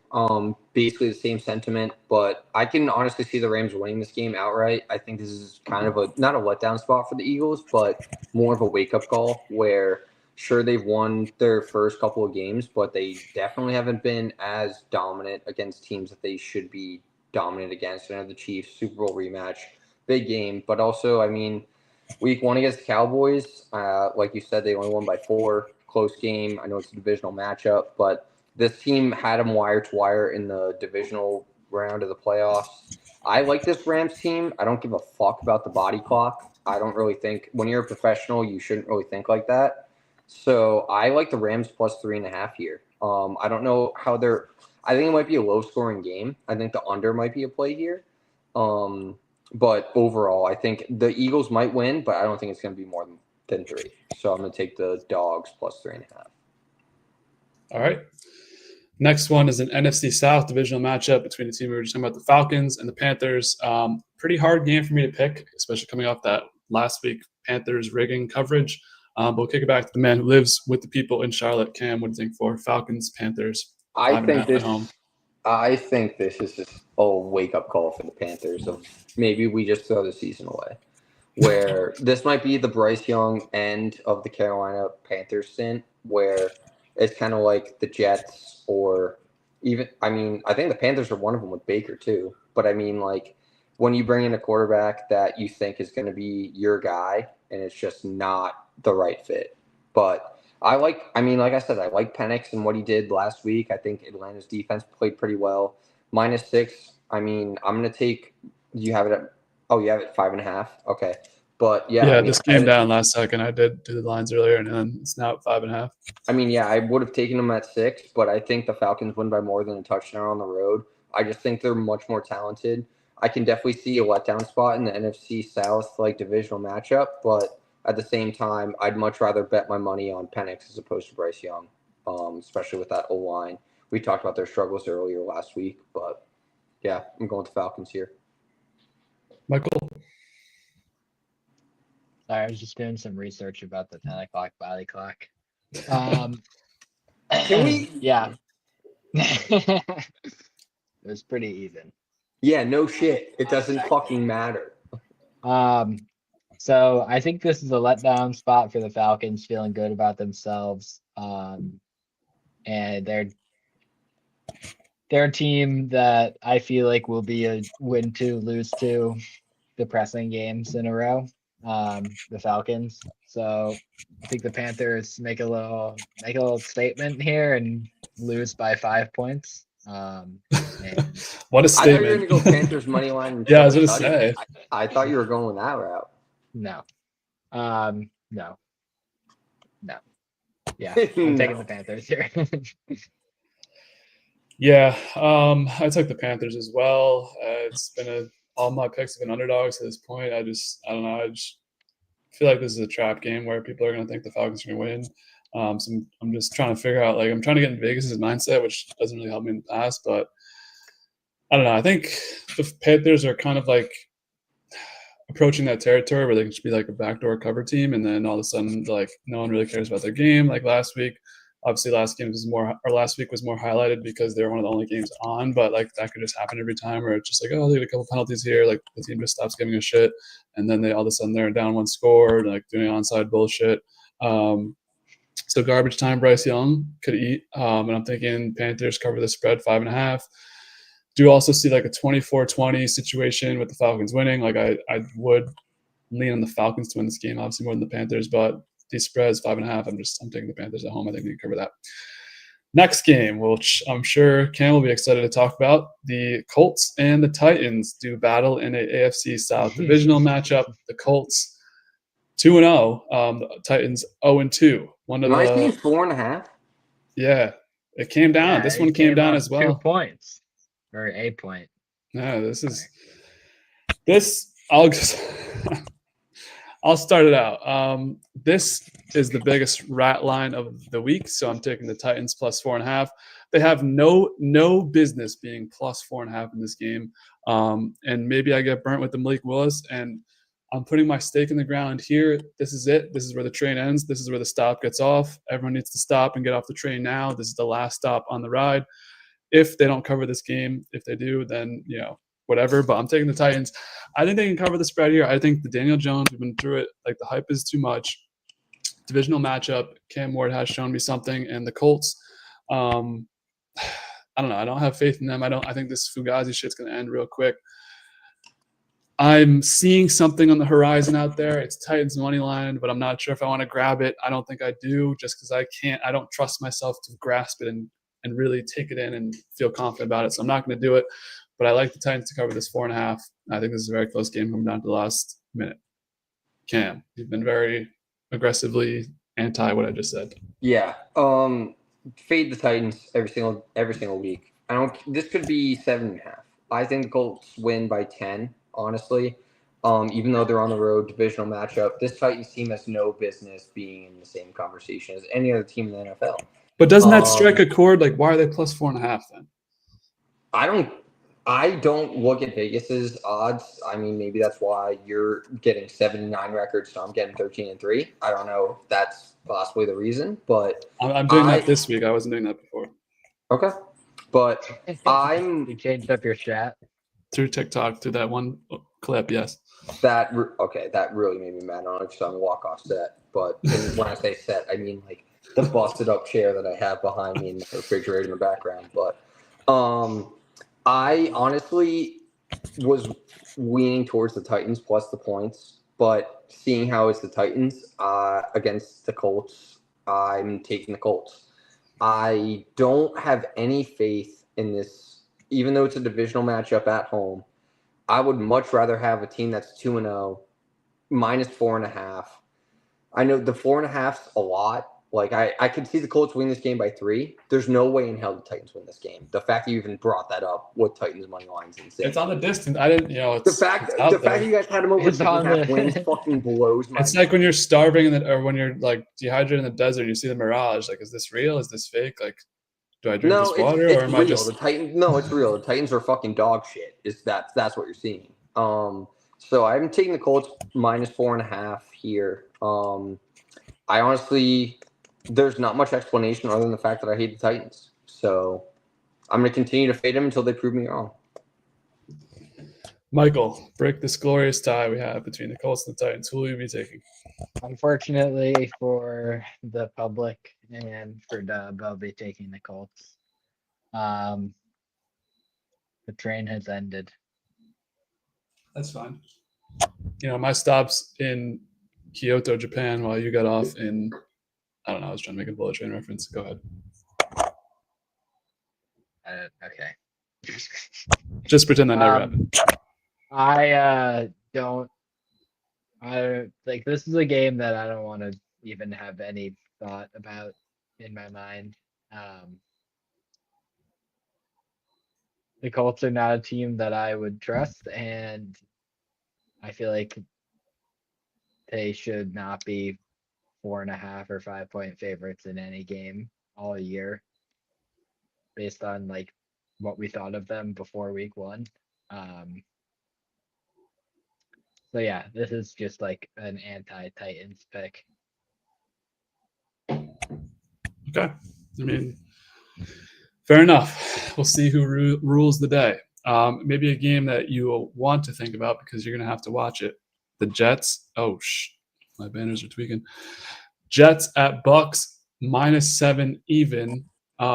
In Tampa, we have a friend of the pod who will be in the building. Tampa resident who you're not cousins with. So you know who that is. Don't know if he wants his name leaked on stream. Or do you want to hear the people's thoughts? I always give you the option. Do you want to hear what the people have to say, or do you want to give your take on I'm Jets? gonna change up my juju here and I was gonna say, I'm gonna take the crown or whatever, and I'm gonna take the Jets here. I think that the Bucks are a very good team, and they will probably most likely win this game. But with new QB bump with Tyrod, you never know. Unk bump. Yeah. Also, the Bucks play close games, and I don't know. I think 7's a lot. I think the Jets are coming off a week where they got their asses handed to them, and I'm not going to say that they want to make a statement, but they don't want to be embarrassed like they were last week. So I think this will be a closer game. Cam, are you the same? Also, I think this is a big time Ibuka game, and Mike Evans is going to have 2 catches because Sauce is going to be following him around the field. Nice pitch corner. Cam? So, I'm curious to see, Michael, what you think the line would be if Fields was playing. Do you think it's the same, or do you think it's probably like 5.5 or something, like a 1.5 change? You think it's a 1.5? Okay. When did the Fields news come out? We can look, I think it was either yesterday or the day before. I think it was today, but Was it today? I don't think anyone was thinking. I think it was official today, but I don't think. I think people it was were thinking he was gonna play. Yeah, I don't know. I mean, with Fields out, I feel like kind of like throwing a wrench into that thing with Tyrod. I don't know. I really don't have any faith in Tyrod, to be honest with you. I think the Bucks clearly cover the spread of 7 at home. I think this is their first home game, if I'm not mistaken. I don't think they played at home at week 1. And I think they go 3-0 before all their guys come back too. Like kind of leading into what we were talking about in the week 2 segment.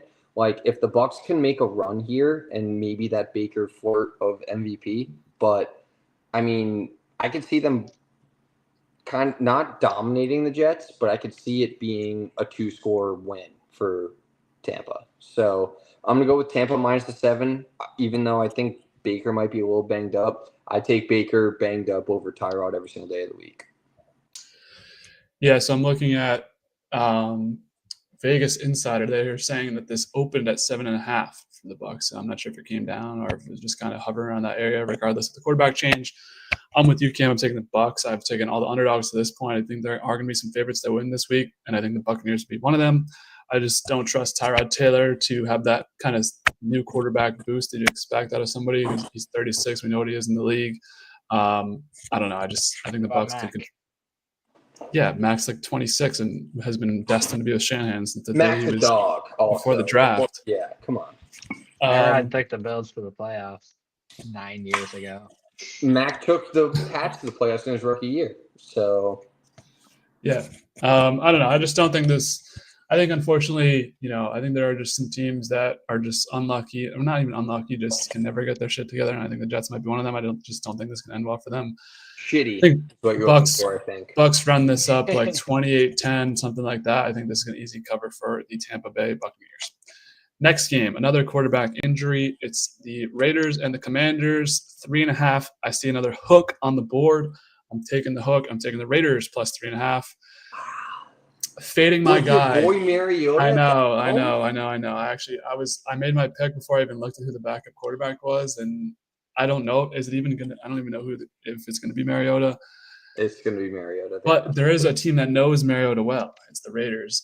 He played for them a couple years ago. I just think, unfortunately, after watching the quarterback documentary, Mariota's. But there is the Mariota spark of him like coming in and being hyped that first game that he always plays. But this is just too much for me. 3.5, where the Commanders looked like shit last week. So did the Raiders. The Washington football team that plays in DC. But no, I think this is kind of like bad versus bad, both bad last week's, and then you take Jayden out of the equation. I don't know if Mariota can fulfill what Jayden was doing, and I think Gino can get it back on track. in this game, at least to cover the 3.5. I think this could actually, if Mariota plays, I think this can be a very close game. So I'm taking the hook. I'm taking the Raiders 3.5. I don't know. I like a lot of dogs this week to cover the spread. So I think the Raiders will be one of those teams. Cam, we'll kick it to you. Mariota this season? Yeah, I'm going with Mariota. I'm leaning more towards the weapon side of things on this. I don't know if Brock is even close to 100%. I don't feel like he played a lot of snaps in that Monday night game. Maybe he recovered from that, but at the same time, even that with Terry McLaurin and Debo, I think Mariota can make a few more explosive plays than Geno can, and I'm going to take them minus the 3.5. Like you said, the hook is a little sketchy. I would, if I was a bettor, like if I wanted to actually bet this game, probably take the Skins minus 3 and buy half a point or even 2.5. But I can't see them losing this game. I like the Skins money line especially, but yeah, minus a 3.5. I'll take them. Why not? Just a Brock Bowers update. He was at practice today, worked in a limited fashion. So already practicing on Wednesday. I think he'll probably go. Michael, your take on this game, Raiders Commanders. I would be taking the Raiders in this one. I took them even before knowing that Jayden was out. That's hype. I'm a Raiders believer. I feel like they're gonna break out one of these days. I think Genty's gonna surprise people because I feel like a lot of people are like, this kid's a bust. Trent Richardson 2.0. So is that why you're a believer in the Raiders? Is because of Genty? Or like what gives you hope on that team? I mean, they played well week 1 and Geno was kind of slinging it last week, like absurdly slinging it.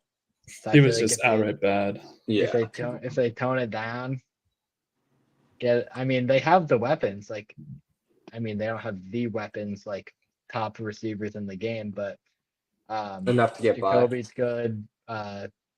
Mayer and Brock are good, and Genty's good. So Okay. I don't know. There's some trustworthy options there.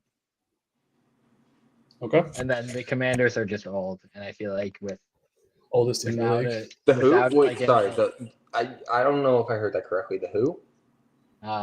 the Washington team that plays in Okay. RFK Stadium, Robert F. Kennedy Jr. Stadium, I think is what they're renaming it. Yeah, that'd be hype.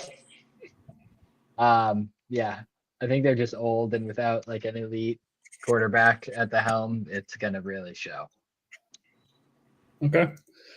Comment from the chat. Mark is back with us, preparing backstage for his DOUF segment. He agrees the Raiders are a team that could sneaky fight for a playoff spot. I'm not sure if I see that in the AFC, I but think I picked them. Let's see this. I like them as like a 6 to 7 win team this year. Improve upon last year. Thanks, Mark. Okay. Patriots get the Aaron Rodgers led Steelers once again, plus 1.5 this time at home. Michael, we default to you to lead us out here. What's your neutral take on this old friend Aaron Rodgers versus rival? I'm Patriots? gonna be taking the team that has I don't know. I was going. This is the last game that I picked because I honestly had no idea. And I ended up taking the Steelers. I took the Pats the first 2 weeks and whatever, but I don't know. Is Gonzalez playing or no? He quote unquote did some things at practice So either no. today or tomorrow. Yeah. So Probably Yeah. Yeah. So I think the Steelers' weapons are too good for the Pats, and DK's gonna run all over them. Good thing he's a receiver. So I'm saying. All right, I'll go with the neutral but not neutral take of being a Pats fan. I'm taking the Pats. Just have to. Kind of two middling teams, and give me the plus 1.5 at home. I think this is going to be probably an ugly game if I had to guess. I think the Pats defense maybe steps it up a little bit.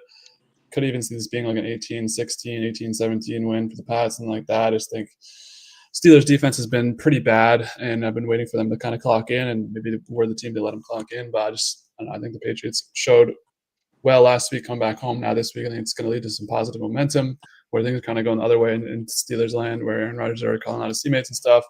I do think traditionally we don't play well against Aaron Rodgers, especially when he was on the Packers, but I'd have to look into that. But I think the Patriots can pull this out. This would be a great win because you look at the week ahead, Panthers, that's like looking like a win right now at home. At home. Yeah, so you could potentially be looking at a 3-1 start to the season, which I think a lot of Patriots fans would take for sure. So I'm hoping the Pats win this. This is more of just a, once again, biased pick because I'm a Patriots fan, but I think they can pull this out, get the win, especially as 1.5 point underdogs. Cam, I'm sure you agree. Yeah, definitely going with the heart over the head here. The Steelers always play the Pats tough.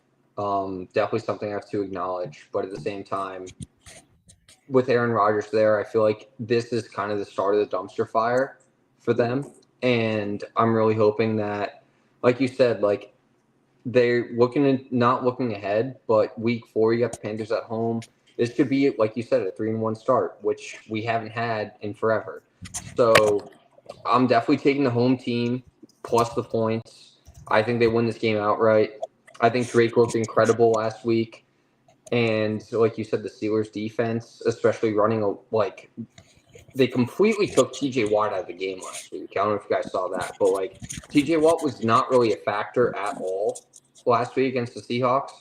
I think McDaniels and Vrabel recognize that, and I feel like we have a much more experienced coaching staff to be able to game plan for what we're going into against the Steelers as opposed to what we were dealing with last year. But like I said, betting with my heart over my head here, going with the Pats plus 1.5. Maybe sprinkle a little Travion in there. No, he had a couple of mistakes last week, but I don't know. Maybe it's a bounce back week for him. But in Gillette, kind of rookie year, why not? Give it to the fellow that needs a little bit more touches and a little bit more explosive plays. So going with the Pats plus 1.5 here. Side note, I just pulled up the Pats schedule. This shit is a joke, dude. I know. If we're 3-1, we go to Buffalo the week Yeah. after. I mean, assuming we win this game in the Panthers. Then we have this go to the New Orleans. Then we go to Tennessee. Then we have the Be boots on Browns the at ground home. for those two. Also, we have pod members boots on the ground for the next 3 out of 5 weeks. Oh, I also might be going to a game in December. We'll see about that though. Love that. And then the Falcons come to New England. We're in Tampa. Like, there's not a lot of games I'm really nervous about. So Exactly. This could break pretty Especially well. with that, we're playing the Bengals too. Are we? Yeah, and that's. Oh, we are. Yeah, in Cincy. Yeah, that's not even so bad anymore. But I mean, obviously, we don't know what their quarterback room is going to look like when we get there. But at the same time, it's much better than fucking having one of the best quarterbacks, if not the best quarterback in the league, against them. But yeah, Good this segue. This is like a huge foundational game for Vrabel and the Pats team. Like, I think it's a huge momentum shifter if they win this game. I think it completely flips not even your mojo, but the entire New England fan mojo on what they're going to do for the remainder of the season. So I'm very excited to see what they do. I think they kind of understand that going into this game. So I think McDaniels is going to draw up a lot of plays to put them in good positions going into the later part of the game and end up winning. Probably a relatively close game because they always do with the Steelers, but comment from the chat: can a bad team really count wins like that? Seems hasty. Obviously, you need to win every game. But the Panthers are one of the easier wins, and we're just saying that if they were to beat the Steelers, all of a sudden you're 3-1, and you can start. I was only counting the Panthers as wins. Sorry. You need to go 2-2. Even if they lose this week, you need to go 2-2. Yeah. Or if they win this week, you know what I mean? But a team you were just talking about that looks a lot easier potentially, the Bengals versus the Vikings. So it looks like it's going to be Carson Wentz versus Jake Browning. Now, I wanted to touch on this briefly. Do you guys think that this was a subtle benching of J.J. McCarthy, or do you think that this was an actual injury that he's going through? Because he looked awful for 7 quarters of his career so far. Obviously, had that 1 fourth quarter against the Bears. I don't know if anyone's looked into this. I didn't really look into it, but what do you guys think? Do you think he's actually hurt, or kind of go to Wentz and see what he can do, and then we'll just ride that train if he plays well type thing? I don't think it's a more look at Wentz. I think it's more JJ might need more time. If we're going to lean towards that route of benching JJ, I think it is partially an injury, which is what's causing him. But I also don't think McConnell wants to throw him out there, not 100%, and then from there try to lead a fourth quarter comeback every single game. I think JJ has the stuff to be a good quarterback in this league, especially with Kevin O'Connell as his play caller and head coach. But I don't think it's, hey, Carl Wentz is coming after your job kind of situation. But I mean, he did have somewhat of an MVP run. But he also with the Colts. That was 10 years ago. Yeah, exactly. That's what I'm saying. That's what I don't think this is hey, let's see what Wentz has left. I think it's mainly let's make sure JJ's okay before, because I mean that fourth quarter comeback, not many quarterbacks in this league can do. Caleb Williams is doing that. He paints his nails before the fucking pregame. All right, we're going off on side tangents. Let's get back to the point here. Bengals, Vikings. What's your pick? I'm taking Vikings -3. I think I'm leaning more towards the head coach as opposed to the quarterback play. I think Kevin O'Connell is going to make a lot more better decisions throughout the game, especially he's been proven to win games with quarterbacks that are not starters in this league, and I think he can scrape a couple, and I think this is a perfect time at home. So I'm going to take the Vikings -3.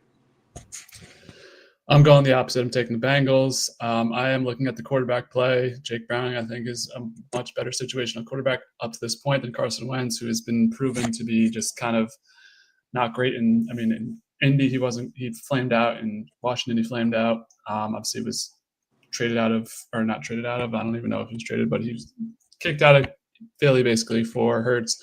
I think Jake Browning, a lot of people are sleeping on that 2023 run where I think these two teams actually played on a London game or something in the morning, or it was a weird game that got rescheduled or something. I remember that specifically. And I think the Bengals won that game. So I like Jake Browning, and I think that the Bengals get this done. Maybe to win outright, I don't know. But 3, I don't like. If it was a hook, I'd definitely be more confident in the Bengals. But I'll take the Bengals to at least lose by a field goal, maybe more, or maybe cover the spread because they have better. Are they? I guess both teams have good weapons. So Aaron Jones on IR for the Vikings, but they've been kind of going to Mason anyway. So I think this will be a close game. So I'm going to take the underdog here, the Bengals. Michael, your thoughts to break this tie? Yeah, I'm leaning with Cam, taking the head coach side of things rather than the quarterback side of things. I'm taking the Vikings.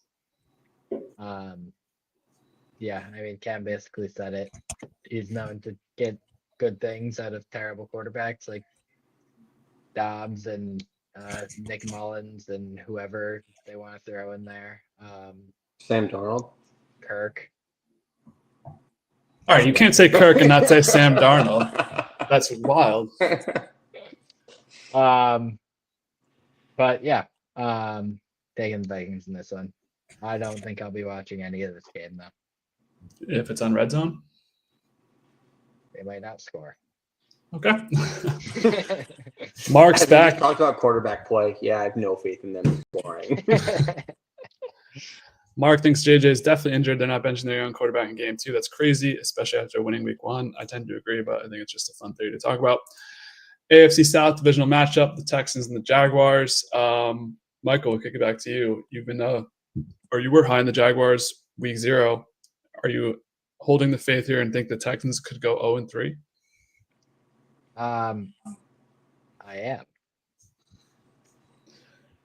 taking the Jaguars here. I think that at Jaguars is good. Obviously, the Texans play close games. They've played close games for the past 3 years. They don't blow anyone out. They don't lose by a lot. I think this is just like a money line Jag sort of deal. Like they're going to win the game.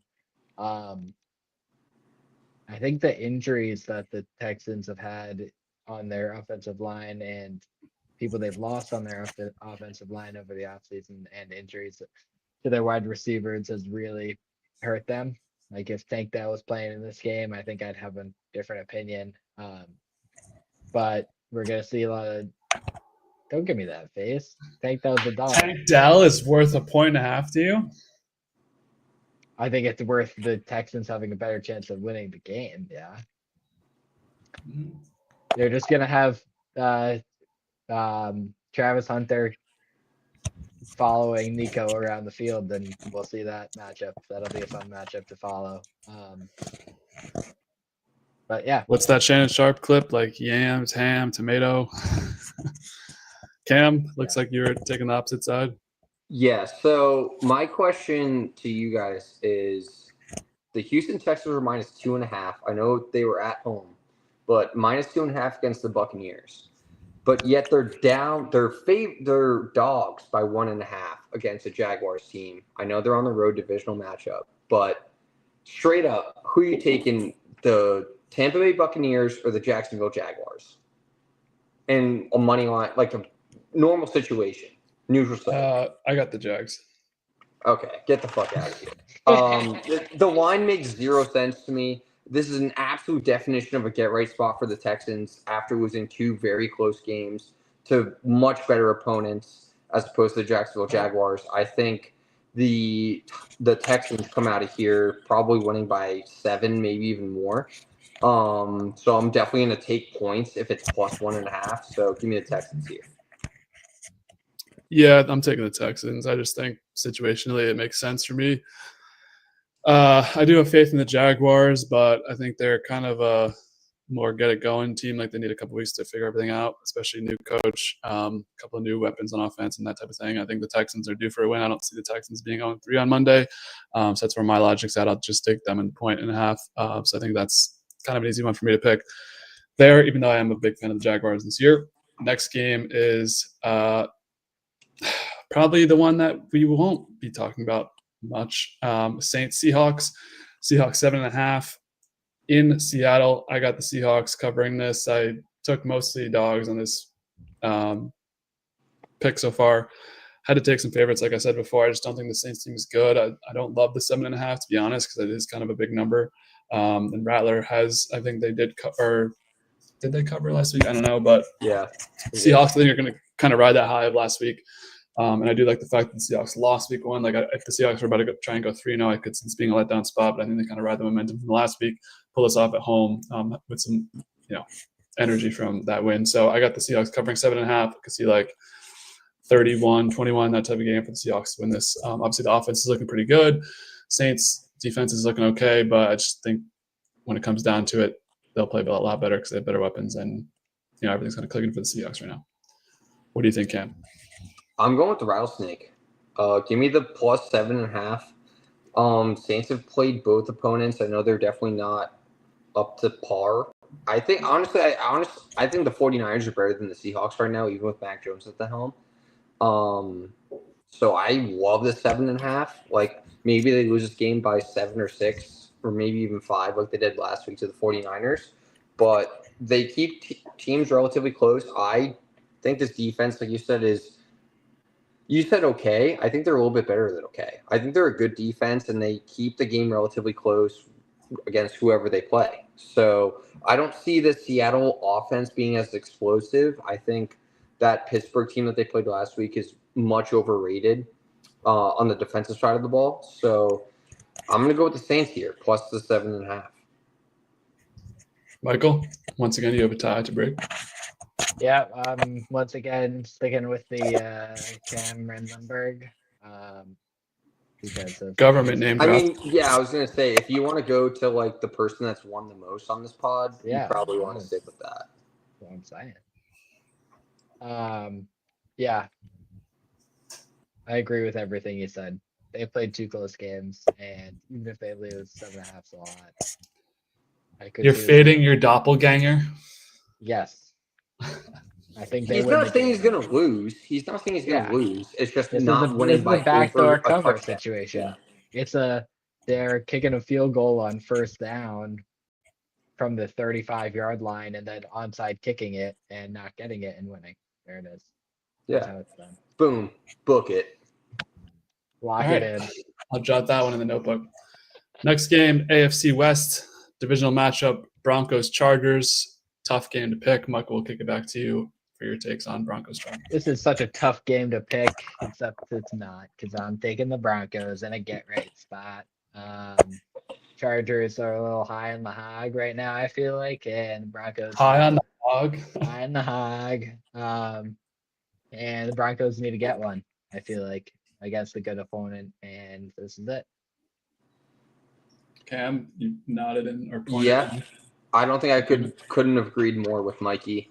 Definition of a get right spot after they get absolutely fucking. We went to it in the week 2 recap. Don't want to get back into that, but got absolutely torched in that by the refs.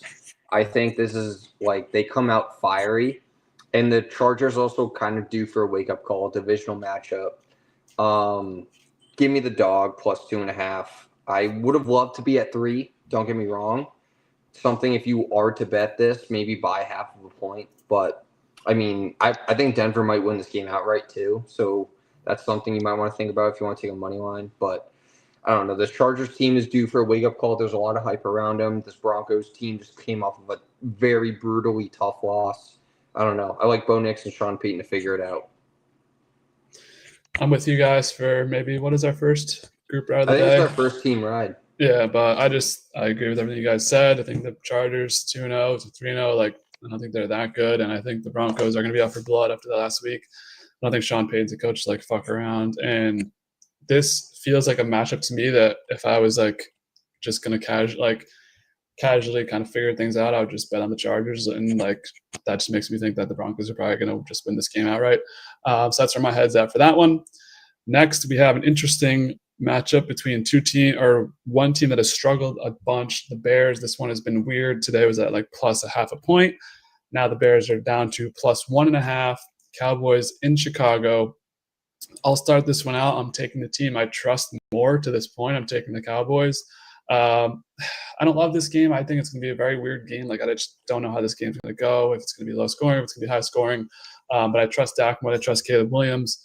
And I trust that offense to score more than I trust Caleb Williams and the Bears offense to score at this point. Defense, neither defense has been great. The Bears just let up 52 and let J.J. McCarthy torch them in his 4th ever quarter in the NFL. So I'll take the team I trust a little bit more, even though they're on the away side of things. The Cowboys. Cam, what do you think? I like Mikey said, this was the previous game. The Broncos and the Chargers was least favorite game. This was my least favorite game because I feel like this is an absolute definition of a get right spot for Caleb. But at the same time, I'm not taking Caleb until he proves something to me. So siding with you, Dub, I'm going with the Cowboys plus the 1.5. Like you said, they're down to minus 1.5 as of we're recording this. Oh, they're down to minus 1.5. Oh, okay. I mean, yeah. I still had them winning by at least 3. So that doesn't really change my pick. But just writing that down. It means a lot of people are with us on this one. Money's coming in. Yeah, I was going to say, it just doesn't seem like the Bears have anything really going for them. Like, there's a lot, like, of going back and forth of, like, maybe this is a get-right spot for Caleb and maybe they turn the season around. Or maybe I could also see this being a blow-up, like the start of the blow-up for the Bears, where it's like, hey, maybe they're not what we expected with Caleb at the helm. And going forward, I don't know if he's the quarterback of the future. And I don't know if Ben Johnson has the same kind of pull that Sean Payton had with Russ when he was there, when he first signed with Denver. But, like, not necessarily this year. Obviously, we're getting very into it at week 3 of his first year as a head coach. But maybe next year you, like, still are questioning this. It might be time to be like, hey, like, Caleb Williams is not my guy. Like, that's not who I want in my quarterback position. So I think this might be the start of the downfall for the Bears. Like you said, I'm much more confident in the Cowboys, even though I don't really trust them compared to the rest of the league. But I don't trust either of these teams. But when it comes to between the two of them, I'm going to go with the Cowboys -1.5. Another take I saw from Coward on Instagram was Caleb Williams has 1 start left. Colin Coward's a fucking moron. Like, okay. Michael, your take on the Cowboys Bears. I think Brady might be on this game, which is crazy. That would be wild. That's the fucking game of the week. I mean, look, it's a 4:25 start. That's kind of what the AFC game. So, yeah, I'm gonna look it up. I will also be group ride in this one as well. Taking the Cowboys. You guys kind of said it all. There's not really much else to say. I think it will be a high scoring game, just a one-sided high scoring game for the Cowboys. I agree. I mean, the Dallas defense did look bad. Like I said, I was not very fond of that Giants defense. I remember that Giants team and Giants offense. Like, they scored 37 and they almost won that entire game. So, like, there's definitely potential for Caleb to put up points, especially with the weapons around him. But I feel like Dallas has much more of a more complete team as opposed to Chicago. I feel like Chicago has no identity. They don't really know how to win yet. So I feel like the Dallas -1.5 is one of the better bets of the week. So I did some research. I think Fox Sports is definitely using AI because their description for why this is the game of the week. Caleb Williams' NFL debut will already be in the books, but this Week 3 game against the Cowboys marks his first appearance on America's Game of the Week. It's an NFC showdown featuring one of the league's best defenses against the #1 overall pick and his retooled Bears offense. The Bears are 3-point favorites at home. Yeah, that's AI fucking all over it. Yeah. And they also say next week, I guess America's Game of the Week next week is supposed to be Lions-Bengals, and they say Jared Goff and Joe Burrow face off in what could be a playoff preview. Super Bowl preview? Yeah. Okay. No, yeah, AI. Yeah. All right. We wrapped up the 4 o'clock window with the NFC West divisional matchup, the Cardinals and the 49ers. I think me and Cam's pick will be somewhat telegraphed, so we'll kick it to Mikey. What do you think about this one? Cardinals in San Fran. Cardinals. Fucking insane. Any reasons or? No, just because I know that you're both going to take the 49ers and make group ride 3 in a row. 2 in a row, but yeah. Can't make it 3 in a row. Okay. 2.5 is great, though. I had 1.5 on my sheet, and I was still taking the Cardinals. This one came down as well. There's been a lot of Yeah, I action was gonna today. say we're getting in like bad info from the pod. Like these are up to the date. You guys bitch about shit. I'm on that DraftKings website. This honestly, is legit. I don't give a fuck. This could have been fucking 7.5. Give me the fucking 49ers, please. Give me Mac. Give me Mac to Mac Daddy pick. Jones. The helmet's Mac over on my mantle right now, so it's on a shrine, so I can't really grab it right now. But no, I mean I'm the sneak peek for the Focus 5s again, but ride the hot hand. Mac Jones looked, not gonna lie, he had some very bad throws that we didn't really get into. How dare you? There were a couple where I was like, Jesus Christ. Like in the first quarter, I was like, this is gonna be bad. But he ended up turning around. He had a great game. Ended up with 3 touchdowns, obviously. But yeah, I mean, I like Mac Jones at the helm over at San Fran. I hate this Cardinals team. One of my most hated teams. They're very close to the Titans of borderline ban list, but the Titans are obviously surpassed that. So I'm not going to put them on that level yet. But when I see a line like that, absolutely, especially at home, yeah, give me Mac Daddy Jones throwing 2 tutties at San Fran, please, and thank you. Yeah, I'm taking San Fran as well. Just feels like a letdown spot for the Cardinals where I don't love the fact that both these teams are 2-0, but I don't see the Cardinals being 3-0. I can see like the 49ers. I think the story right now, there's a Mac Jones storyline where there's absolutely no storyline with the Cardinals at all. I don't know if that'll help the outcome of the game, but I think it makes more sense for the 49ers to win this game. And I think if they're going to win this game, it'll be more than by the 2.5, which this line has changed to. And I think this is, if you do look at it from a Vegas perspective, you can just tell that this is like basically even, and then 49ers are at home. Granted, all the factors I just said, I like the 49ers to cover this game and win by more than 2.5. Sunday Night Football. We have the Chiefs and the Giants in New York. We had a caller who will be in the building. Mentioned a couple friends there from New York City heading to the game, but the Chiefs get the 6 points, not 6.5, not 7. So, Michael, what do you think about the Chiefs this week? Do you think they'll be able to cover the spread in New York, in the Meadowlands? I originally had the Giants circled, but I have switched it to the Chiefs because I feel as though not as much that this will be a Chiefs get right spot, but it's the Giants telling the world that they're still terrible and they're still the Giants. Sunday Night Football shit show, I feel like, is what we're in for here. Yeah. Okay. I'm with you. I'm taking the Chiefs. Don't love the Chiefs, the spread ever, but I think Giants kind of had that flash in the pan game last week. You're not getting that same game against the Chiefs defense.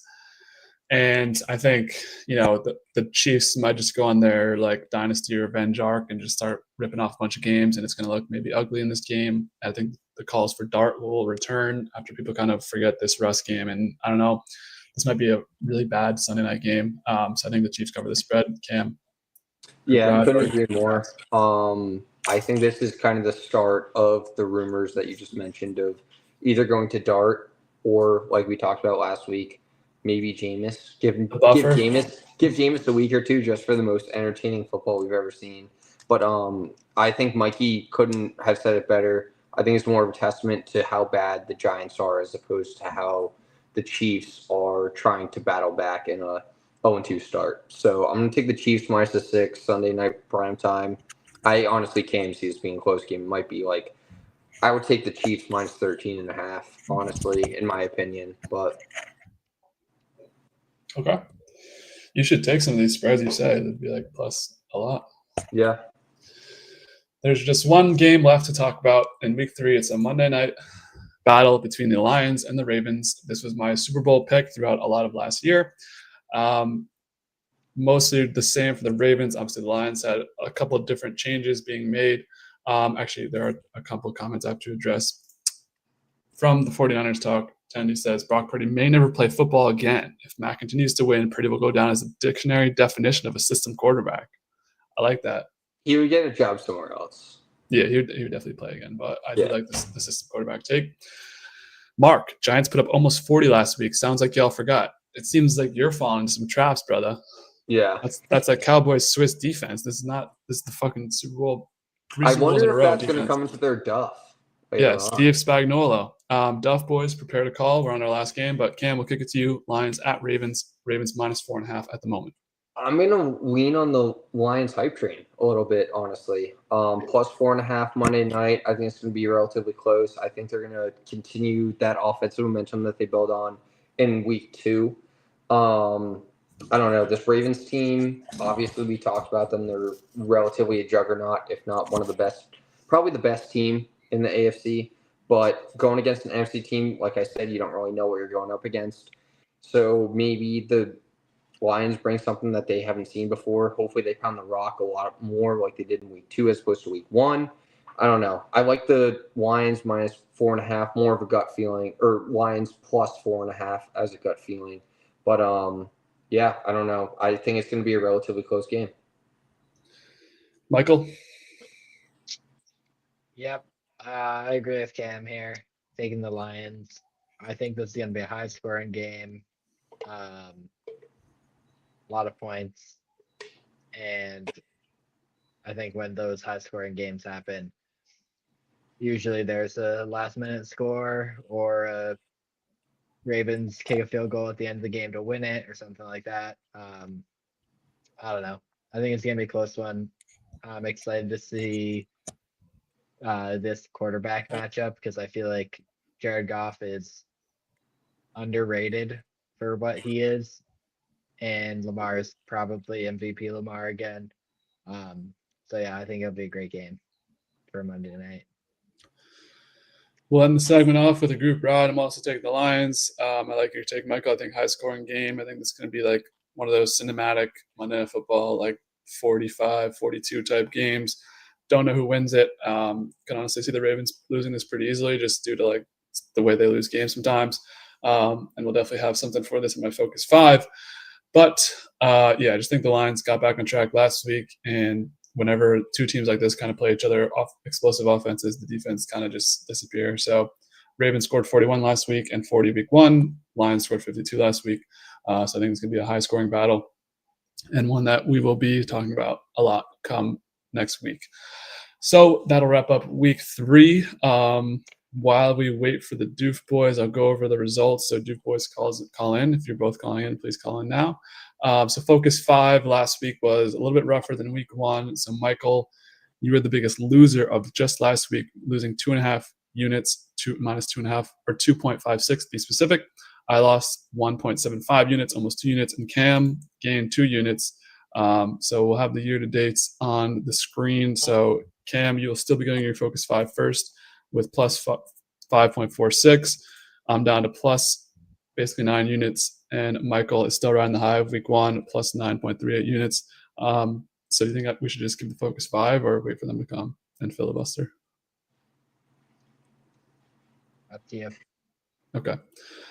Cam, start giving us your focus 5, and then if they come, they'll be in the wings. All right. I usually, if you're a frequent listener, I usually do a Thursday night bet, but I'm not seeing anything I like. I'm tempted to do James Cook 2+ tutties and Bills money line, but I don't know. Not really fucking around with that. So we're just gonna do first leg's gonna be a money line parlay on Sunday. We're gonna do Falcons money line, Tampa money line, Seattle money line, San Fran money line. For the games that I really like a lot, when you parlay those, it's only at plus 293. But I mean, if you throw a decent amount on that, that could basically average your weekend. So I'm going to go with that as my number 1. Number 2, we're going to run it back. We're going to do San Fran plus Mac 2 tutties. I don't have an odd on that because I looked at 3 or 4 different sports books and they haven't determined if Mac is actually the starter. Or at least I couldn't find a line for passing touchdowns on 2+, but we'll mark that down later on in the pod for week 4. Third's going to be a touchdown touchdown scorer parlay. I'm going to ride the hot hand with Jacobs. He hasn't, I think it's 11 games, the longest in Green Bay's consistent touchdown scoring streak. So let's go with Jacobs. I like Irving a lot. Didn't score last week in a game that I thought he could have scored with Rashad White kind of sneaking that in the red zone late in the game. And then Justin Jefferson, who also didn't score last week. So those 3 combined is that plus 466. And then 4th is going to be more of an underdog money line parlay. So I got the Pats to win. Obviously, like I said, betting with my heart over my head. But also the Texans money line. We kind of talked about that. Get right spot over the Jags divisional matchup, 0-2. I feel like they're kind of due. That's at plus 370. One of my favorite bets of the Focus 5. And then finally, we got our Monday night, kind of like Dub and Mikey said, high scoring parlay. I'm not going to touch like the over or under. I'm just going to do strictly touchdown scorers. I think the stars are going to score in this game. So I did a running back and a wide receiver on each team. So I did Derrick Henry, Zay Flowers, and then also Jahmyr Gibbs and Jamo Williams. That's at plus 1750, which the odds on that, I mean, like I said. Mark it down as -1. Yeah, exactly. I mean, I really like that a lot just based on the odds because I can see this being a high-scoring game like Dub and Mikey said. And if it's going to be high-scoring, I think it's going to be clearly these 2 teams like to get their star players the ball, which obviously I incorporated in my Focus 5. But with that odds, I mean, I really like it. So hopefully we ride with Team Cam, seeing how kind of dominated this pod on the picking against the spread. But Not the Focus 5, though. Not the Focus 5. last week against Focus 5 I did pretty well. But You I'll were the kick it least off. units. Yeah, I'll kick it off. All I'll kick it off to the host on that. So before me and Michael give our Focus 5, we are joined by the DOUF boys. The DOUF boys. What's going on, Welcome to the boys? stream. It's been a while since you guys called in. Excited to have you back. You had your own segment, ditched us the first 2 weeks. It's all good. You're here now. So we've been running these as parlays, and maybe you guys want to switch this up. But so far, you guys are at -2 units each. If you hit one, you hit the lottery ticket. Last week, Tendy, you almost hit 3 for 4. It's close. One loss there. So who wants to go first? Any comments before or anything you want to address, or just get right into it? Let Teddy go first. Let the ugly one go first. Oh, thanks, buddy. Can you guys still see and hear me right now? Because I closed the. Not anymore. No, just a No. black screen. We can hear you. We can't. But we got audio. All right, we're gonna have to live with audio then for a second here. He did some recon on his picks. That's why. All right, You yeah. need, So go ahead. all right, so I'm gonna start off, of course, with the DOUF, the D. I hated every dog on here. I thought these were kind of dumb games, but I agree with what you guys are saying. Texans +2. I think they are going to win this game. It seems like a pretty safe dog here and a pretty ugly options. They got the over Bengals Vikings. The You want backup to go back and quarterback. forth? We both do our dog. Yeah, you do your dog then. I'll hop back on the. Also, sorry. Do you mind shouting out the over and the under numbers when you do that? Yes, Okay. gotcha. But here, so go for the All right, dogs. Mark, go ahead with your dog. for All this right. week. So boys, thanks for having us back. First of all, missed the first 2 weeks, but I'm happy to be back. So You my sound like you're first dog. shambling right now. Are you good? No, I'm all right. I'm doing a little MJ flu game in my first week back, but I had to be here for the boys. Respect. So my dog, I've got Lions +4 at the Ravens. I just don't think that this is going to be more than a 3-point game. I don't think the Lions are going to have the decline like everyone was predicting. I think they're still a really good team. I think they still are vying for a Super Bowl team. So they keep it close. Maybe they win it, maybe they don't. I don't know, but they're keeping it close at +4. All right, we'll kick it back to Tendy. You're over for the DOUF this week. So, like I said, I got the battle of the backup quarterbacks that might be better than the starters. Vikings, Bengals over 42. This could be, this could be a high scoring game. I mean, Carson Wentz is, or he was Carson Wentz. We'll see what he is now. And then what is it, Browning? I mean, he has an absolute weapon on every side of the ball for him. So that's my over. I like that. Mark, All right, for my over, I've got Rams Eagles 44.5. This game was sick when they played in the playoffs last year. Rams almost pulled it off. Just two good ass teams. I don't really think they're gonna hold each other all day. 44.5 seems gettable. So that's what I'm going with. I like both those over picks. Now Yeah. under. Tendy, what do you got? I got Colts Titans under 43.5. It's just a mucky game. I don't AFC South. Love it. I don't like anything about it. I don't even want to watch it. So you don't want to watch under games. Mark? For my under, I'm going with Texans and Jags. The Texans defense is freaking good. And the Jags, I don't really know what to think about the Jags. By that, I mean I haven't watched them play any football yet. So, and I have watched the Texans and they look good defensively and their offense looks bad. So that's good for an under game and maybe the Jags will help me out. 44.5. That's a right. 44.5. Wow. Okay. Last segment of the DOUF, or last leg of the DOUF, the favorite. So Tendy, what do you got for favorite? I got Chargers -2.5 against the Broncos. I mean, like I said, I think the Chargers look good. I'm a huge Lab McConkey guy with all my fantasy teams for the most part.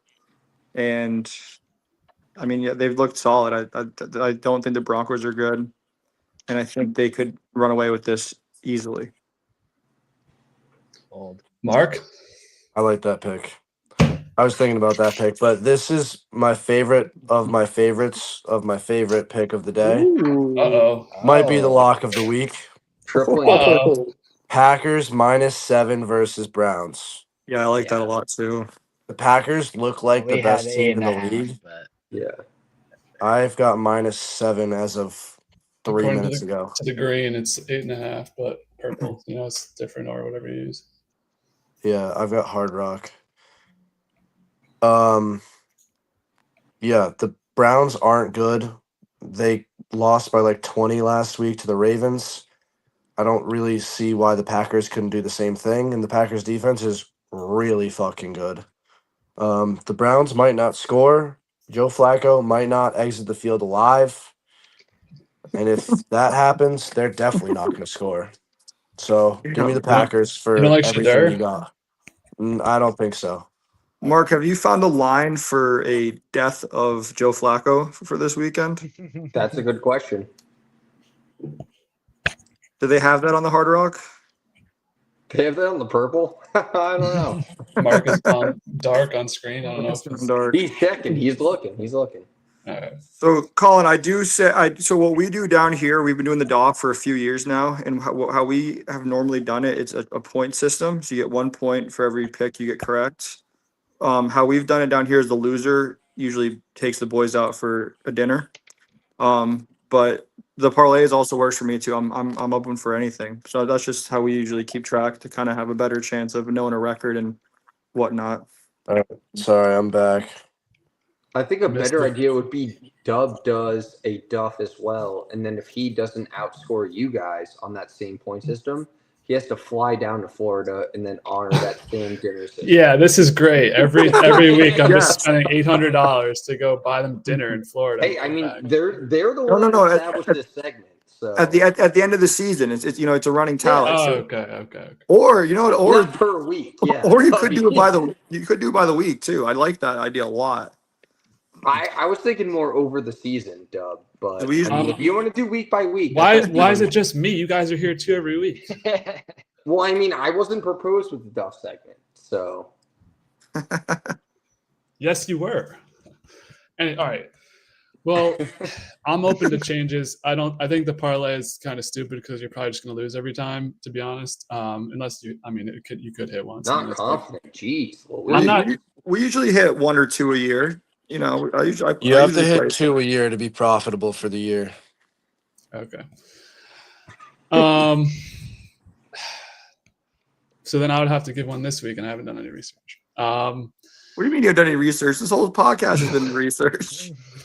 I don't look That's it just over. on- brainstorming for the next week. Yeah. Yeah. Okay. Yeah. We'll have some discussions off. What we could do is you guys could rotate going 2v2 against us, and we could kind of do a record that way. I don't Okay. mind Yeah. that. The DOUF boys versus the Dubcast. I And like that way, Yeah. So That yeah, could be sick. I like that. All right. I went 3 Um, and 4 the first week when I was initially proposed with that, but hey, we got a fighting chance, Dubcast. Have you been Alright? keeping track of our picks? What's our record on here? Well, I just know that you guys have if it was a I'm- parlay, you would have lost both I'm parlays. I'm 5-3. Tandy hit 3 out of 4 last week. I know that, and then Mark, I think you had maybe 1 or 2 last week. Yeah, I did bad last week. Warm-up week. I can go Warm-up. back. Yeah. I can go back and listen to it too to get the I have full them written accurate. down right here. But we probably have to scrap the record if we're going to go against you guys. Yeah, we True, can yeah, start. yeah. We'll Perfect. start right now for sure. And then so if you guys want to pick your best 2 right now, I don't know who wants to be the best 2 for the Okay. DOF, but Cam, you want to step up to the plate? Yeah. When I'm 13 and 3 last week, yeah, I'll step up to the plate. Yeah, you're our best. You're our cleanup hitter. So go ahead, give us a doof. So so Dubcast, we pick of who you want to go against. So you pick who you want to go against, Tandy or Mark. It'll be a one-on-one battle. Oh, okay. I like it. I And like then it. winner can choose. So if you guys win, you can choose which 2 of us go against you. That type of thing as well. Like we have to put on the spot. We'll have to prepare a doof. Sorry, Okay. can you both go over your overs again, Tendy and Mark? yeah, I I got- had Bengals Vikings. Okay, Tendy. And in the future, we should do like a draft, so we don't all have the same thing. Agreed. Yeah, I like that a lot. All right. I've got See what we can Rams say. Eagles at 44.5. Who's that? Was that you, Mark? Sorry, I'm on. That was me, yeah. And then Okay. I had the Bengals. Oh, I lost myself. Yeah, I'm gonna lean me going against Mark. Honestly. That's Okay. smart. I wouldn't want to go against me either. Yeah. I Bring it agree on, with you. kid. That, Let's that see it. Rams Vikings games, or I'm sorry, that Vikings Bengals game could be electric. I mean, I think it will be. What there's about no that defense screams on the electric? Bengals side. I feel like that over could be hit just on the Vikings scoring. Never mind the Bengals side either. And I think that Rams Eagles game is gonna be kind of fucking chippy. I hope so. I mean, they still got 2 good offenses. They're going to score a lot of points. All right. So do I have to We'll just see. come up with a duff on the pod right now and free I think ball? so. We're thrown into it. All It's right. me and So you. I'll go against Tandy because I'm gonna. say If you need a All right. second, I can do some riffing while you look around for a second. Yeah, No, I'm actually, chilling. I do have I think I have an absolute lock teaser bet this week. All right, Tendy, you let's do take that, over you this do pod that, for yeah, a second. You do that, Cindy.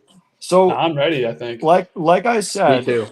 if you guys are ready to go, let's do the DOF then. All right, so and let's go 1 through 1. So your guys' dogs again. So Tendy, you had my dog was Texans Texans plus 2. okay, and Mark, you had I've got Lions +4 at Ravens.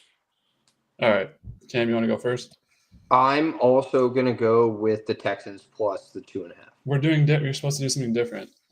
All right, then I'm Oh. taking the Pats +1. I I guess thought Cam was if you're playing going against me. if you're going against Mark, you can pick the Texans. Yeah, that doesn't matter. Okay, yeah, then all right. I'm gonna pick the Texans plus 2.5 then. All right, I'm taking the Raiders +3.5. You're going with Gino? Raiders +3.5. Yes, sir. All right.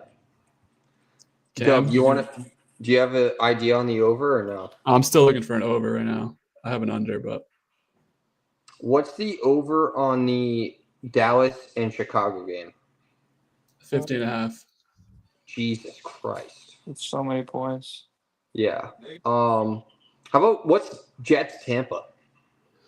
That just sounds like an under game. 43.5. Give me the over on that, please. Okay.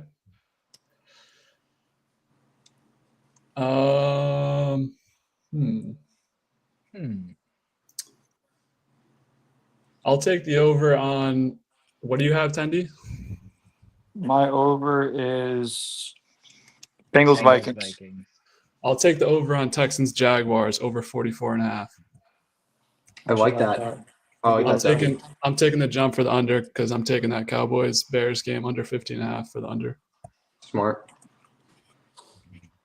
What's the Have I talked on this one yet or no? Sorry, yeah, you guys go ahead. Over 44.5 Rams Eagles. I just saved you boys from an absolute creature too, so everyone's welcome and all the viewers are very welcome. That's The entire new two of roommate. them, or What's up? You just have to go entire against team? Mark. Yeah, what's the under you have, Mark? Because he's trying to I've got Texans Jags 44.5.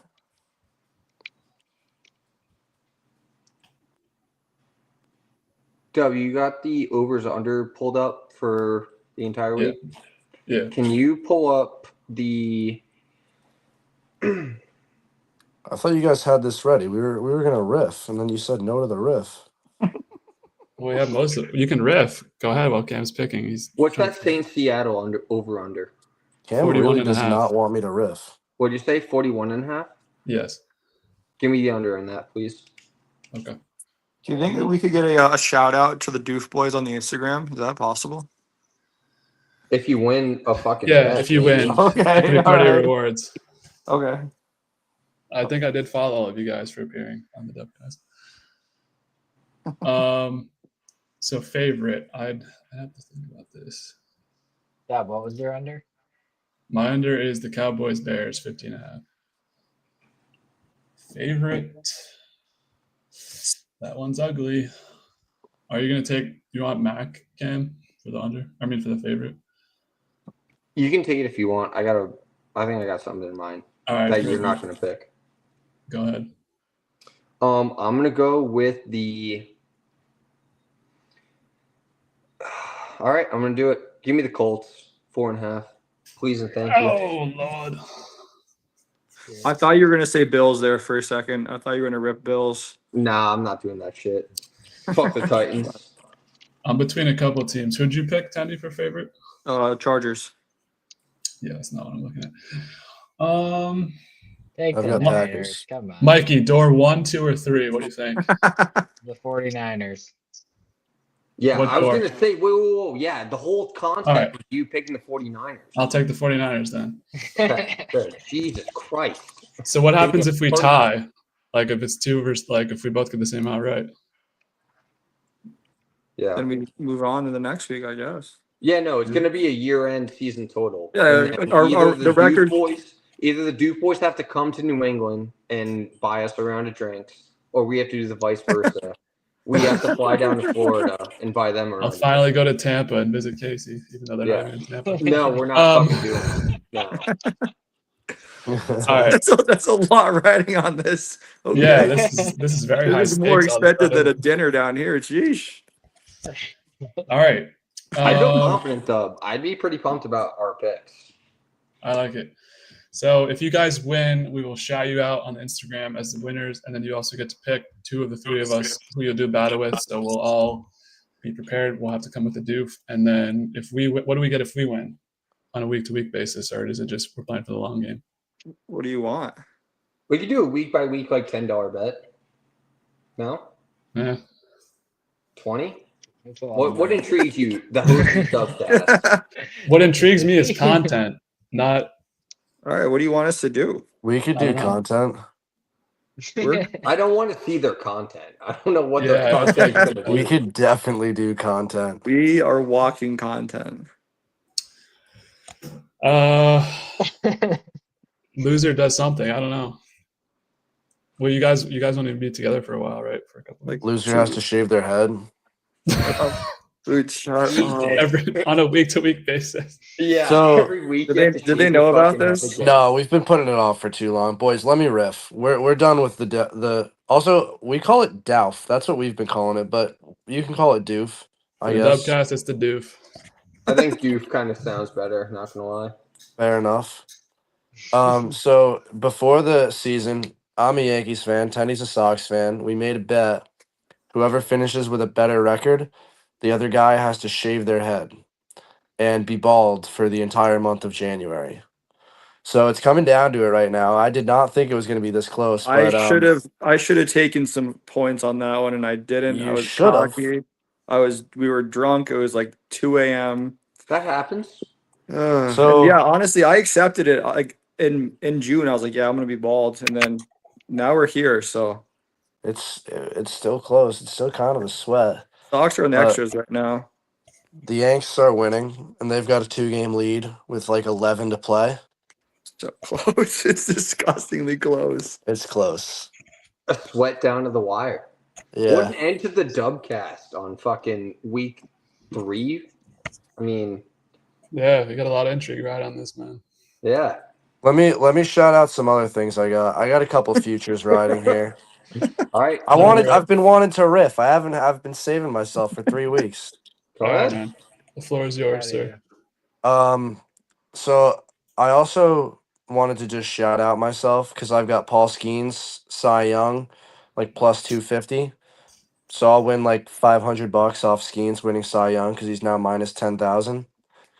I also have a future Bills and Bucks to both win their division at plus 155. Bills are about to start 3-0 with a huge win against the Ravens, 2 wins in division.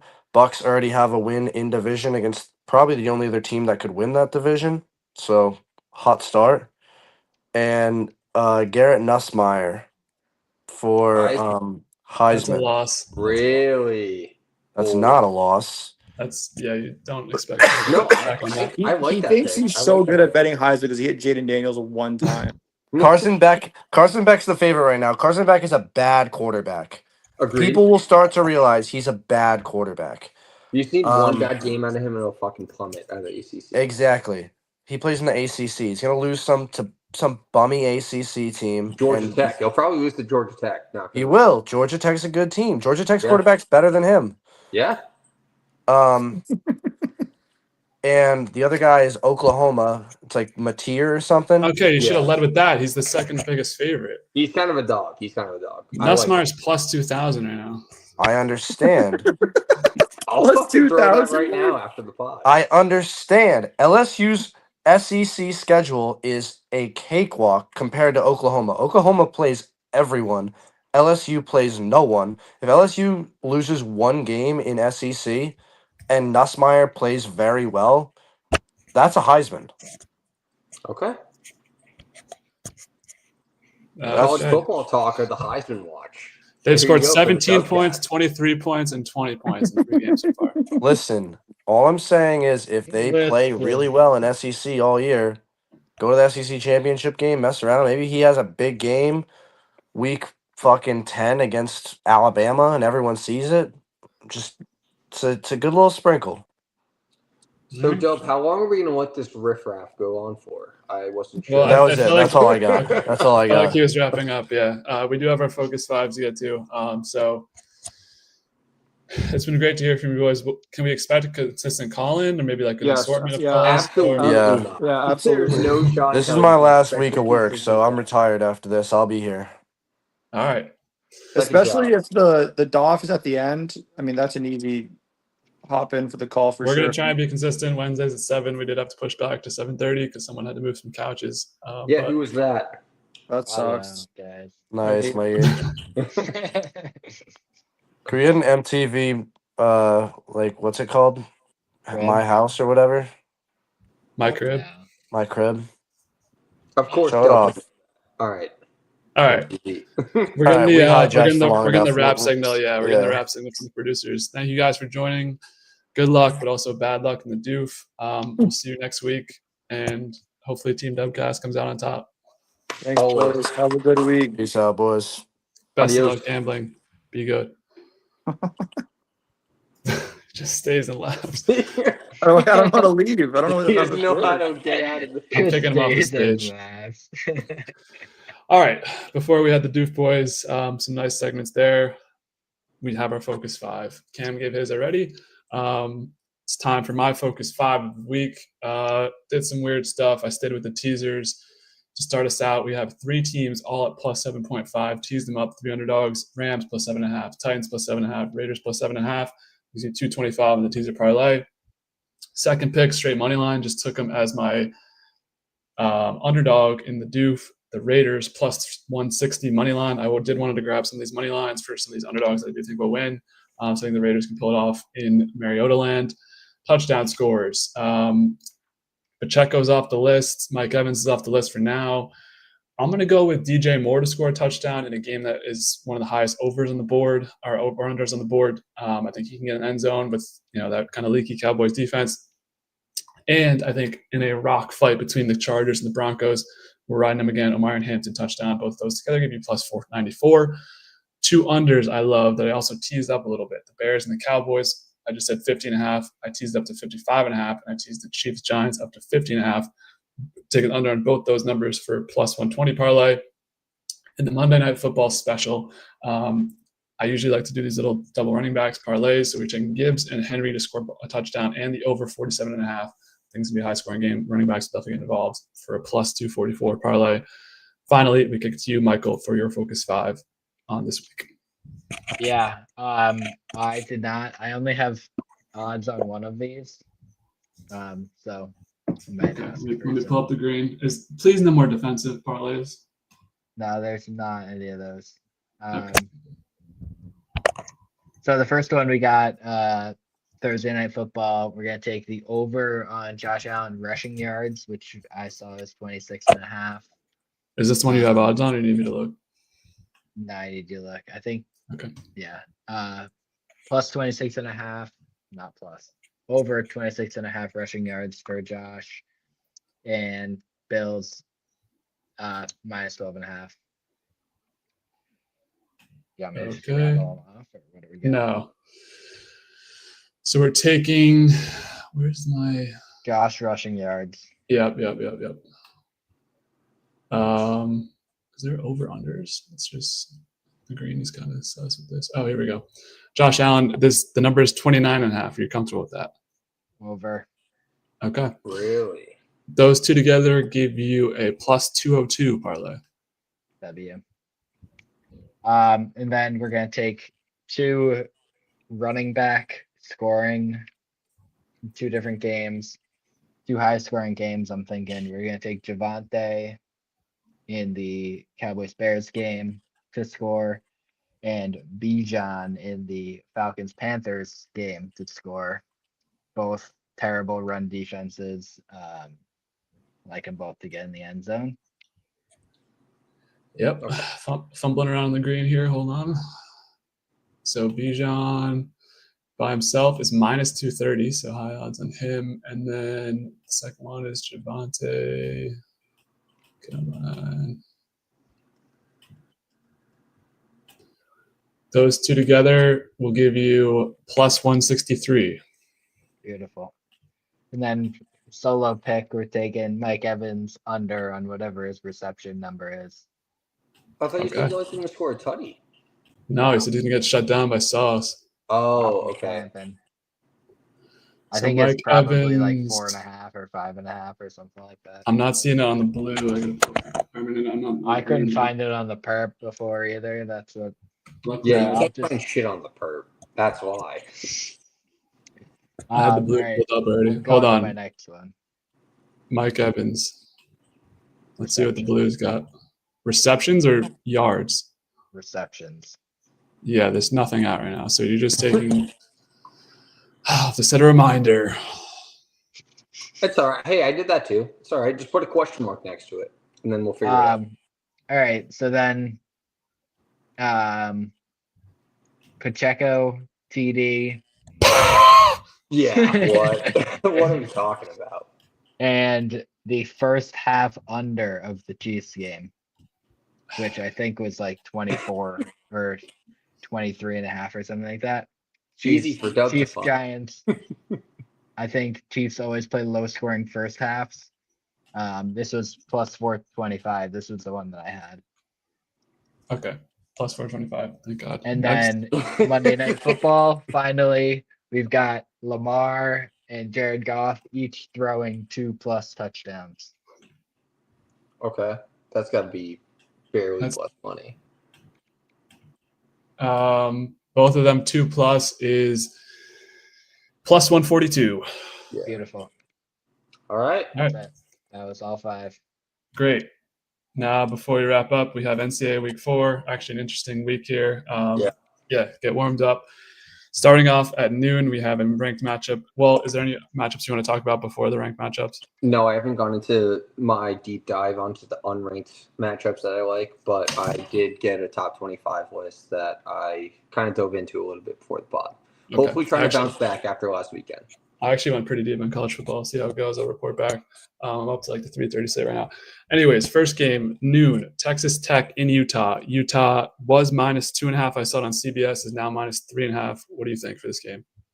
I love the 2.5. 3.5 makes me a little weary about that, but I'm winning Utah money line. I'm probably going to place them in a parlay. I know we do it a little bit differently in college, obviously, as opposed to what we do on the podcast when we pick every game as a spread. But I think Utah wins this game at home by at least. If we're new spread, I'll take over 3.5, but they'll probably be a part of a money line parlay. I love Utah as well. I think they win this game by maybe double digits. I think Texas Tech has played trash games. Mhm. Next game is Auburn, Oklahoma. Oklahoma -6.5 according to ESPN Bet. You were high on Auburn. You said to watch out for them 2 weeks ago, Yeah. I believe. So you taking them to cover the spread here in Oklahoma. Unfortunately, I am going to be celebrating somebody's birthday, and then also one of the listeners that somewhat joins the pod every once in a while. He went to Auburn, so I'm going to go with Auburn plus 6.5. I would have loved it at plus 7.5, but I think I might just take a money line, and maybe Jackson Arnold fucking sneaks in for a tutty. Maybe a nice little parlay there, but I'm going to go with Auburn in this game, even though I'm very hesitant about it. That's more hard, like I said, hard overhead. I'm going to grab Oklahoma. I think they showed they can do it against Michigan. Big spot this time. I don't know if that game is in Do Michigan. you I like think it was Bashir to score or no? Yeah, he'll score because they're going to run the shit out of the ball. Yeah. Probably like a decently high scoring. SEC is hard to predict whether it's going to be like a grinded out game or high scoring. I just think Oklahoma is somewhat different this year. I do like Mateer. Next one, we go to the Big Ten. Illinois in Indiana. Indiana -5.5. What do you think for this one? I'm going to go with Illinois. I would probably buy it, like I said, to plus 7. That way, at least if you lose by a touchdown, you push. But I mean, I can see Illinois win this game at Indiana. I think Indiana has a lot of turnover, and I think Illinois has looked pretty consistent on the defensive side of the ball, at least so far from what I've seen. I'm gonna go with Illinois in this game, plus 5.5. I'm with you right there. I love Illinois. I like their quarterback, Luke Altmaier. Indiana, I don't think it's like, I don't know who Illinois has played, but I just feel like Illinois is a slept-on team. They're number 9 in the country right now, and they're 5.5-point underdogs on the road. So, I mean, they covered, even I remember they were like number 23, and they covered against Penn State in Penn State once. So I like Illinois to cover this game as well. That'll wrap us up for week 4 of NCAA. Final thoughts on what might be the longest picks video we've made so far. Great weekend. I mean, I like how we got a little bit of a DOUF segment, and now that we're involved in it, I think especially DOUF versus DOUF, I think that's a huge thing versus no DOUF, man. This is the DOUF. Yeah, DOUF versus DOUF. Big I mean, storyline going forward. for exactly. sure. Yeah, at least we got something to ride on. I need a little competition after fucking dominating you guys like it's spread. But It's week 2, buddy. what happened last year? What happened last year? We were No, right I'm- there with you. No, yeah, I know. I'm just kidding. But obviously, just great to hang out with you guys, talk about sports. So excited for week 3. I mean, it's just like I said, great. I think I mentioned on the Futures podcast, just talking about football. I mean, we get into a dead period where it's like you have no idea what the fuck's going on. Like you're betting on baseball and fucking random ass shit. It's just not UFC. enjoyable. Yeah, exactly. Like at least we're like betting on stuff that matters, at least to us. So and it's different. Like I talked about it with Dub like earlier on the podcast, but like being excited for a football game for a team that you root for, like we haven't felt that in a while. So good to have that feeling back. I'm excited for week 3, but yeah, hopefully the Pats can keep it rolling. I mean, I'm mainly a Pats guy, obviously, if you listen to this pod, but hopefully the Jets can turn around for Mike. I don't know if he has anything to add on that, but Michael, final words before we wrap up here tonight. No. He's just going to say the word no. Yeah, okay. no. We do have a T to cross and an I to dot. The Red Sox did just walk off the Athletics. So for that Love straight that. head bet, Red Sox big win tonight. Wrap up the team. Yeah, so good stream tonight, long stream. Got the DOUF segment figured out, so that'll be fun to have them come on every week. So we'll have to do some preparation, boys, because any of us could be thrown into the fire. So thanks everyone for tuning in on the live stream and in the comments. Record 3 call-ins tonight, technically. Tendy, Greg, and Mark all calling in at different points. Some comments in the chat, so always appreciate Shout that. out to our unofficial official sponsor, For Loco. Unfortunately, we didn't have him on the air tonight, but Yep, we'll make sure week 4 we'll have this that. is not a paid under promotion. control. Paid promotion, Yingling. England's fired. All right. Whole Foods $3 box wine, also not bad. Just as a shout out to them too. But I'm working on that sponsorship, Dub. Don't worry about it. But Okay. Details By to week come 7. soon. We'll be back next week, hopefully Wednesday, hopefully 7 p.m. Next week, guys, I'm sacrificing watching Survivor to be on the live stream. That's how much this means to me. wow, what a ballsy move out of you. All right. I'll leave y'all at that. Shout out to our replay viewers as well. If there are any who stayed along this whole time, respect for sticking along for almost 3 hours. And as always, BZL.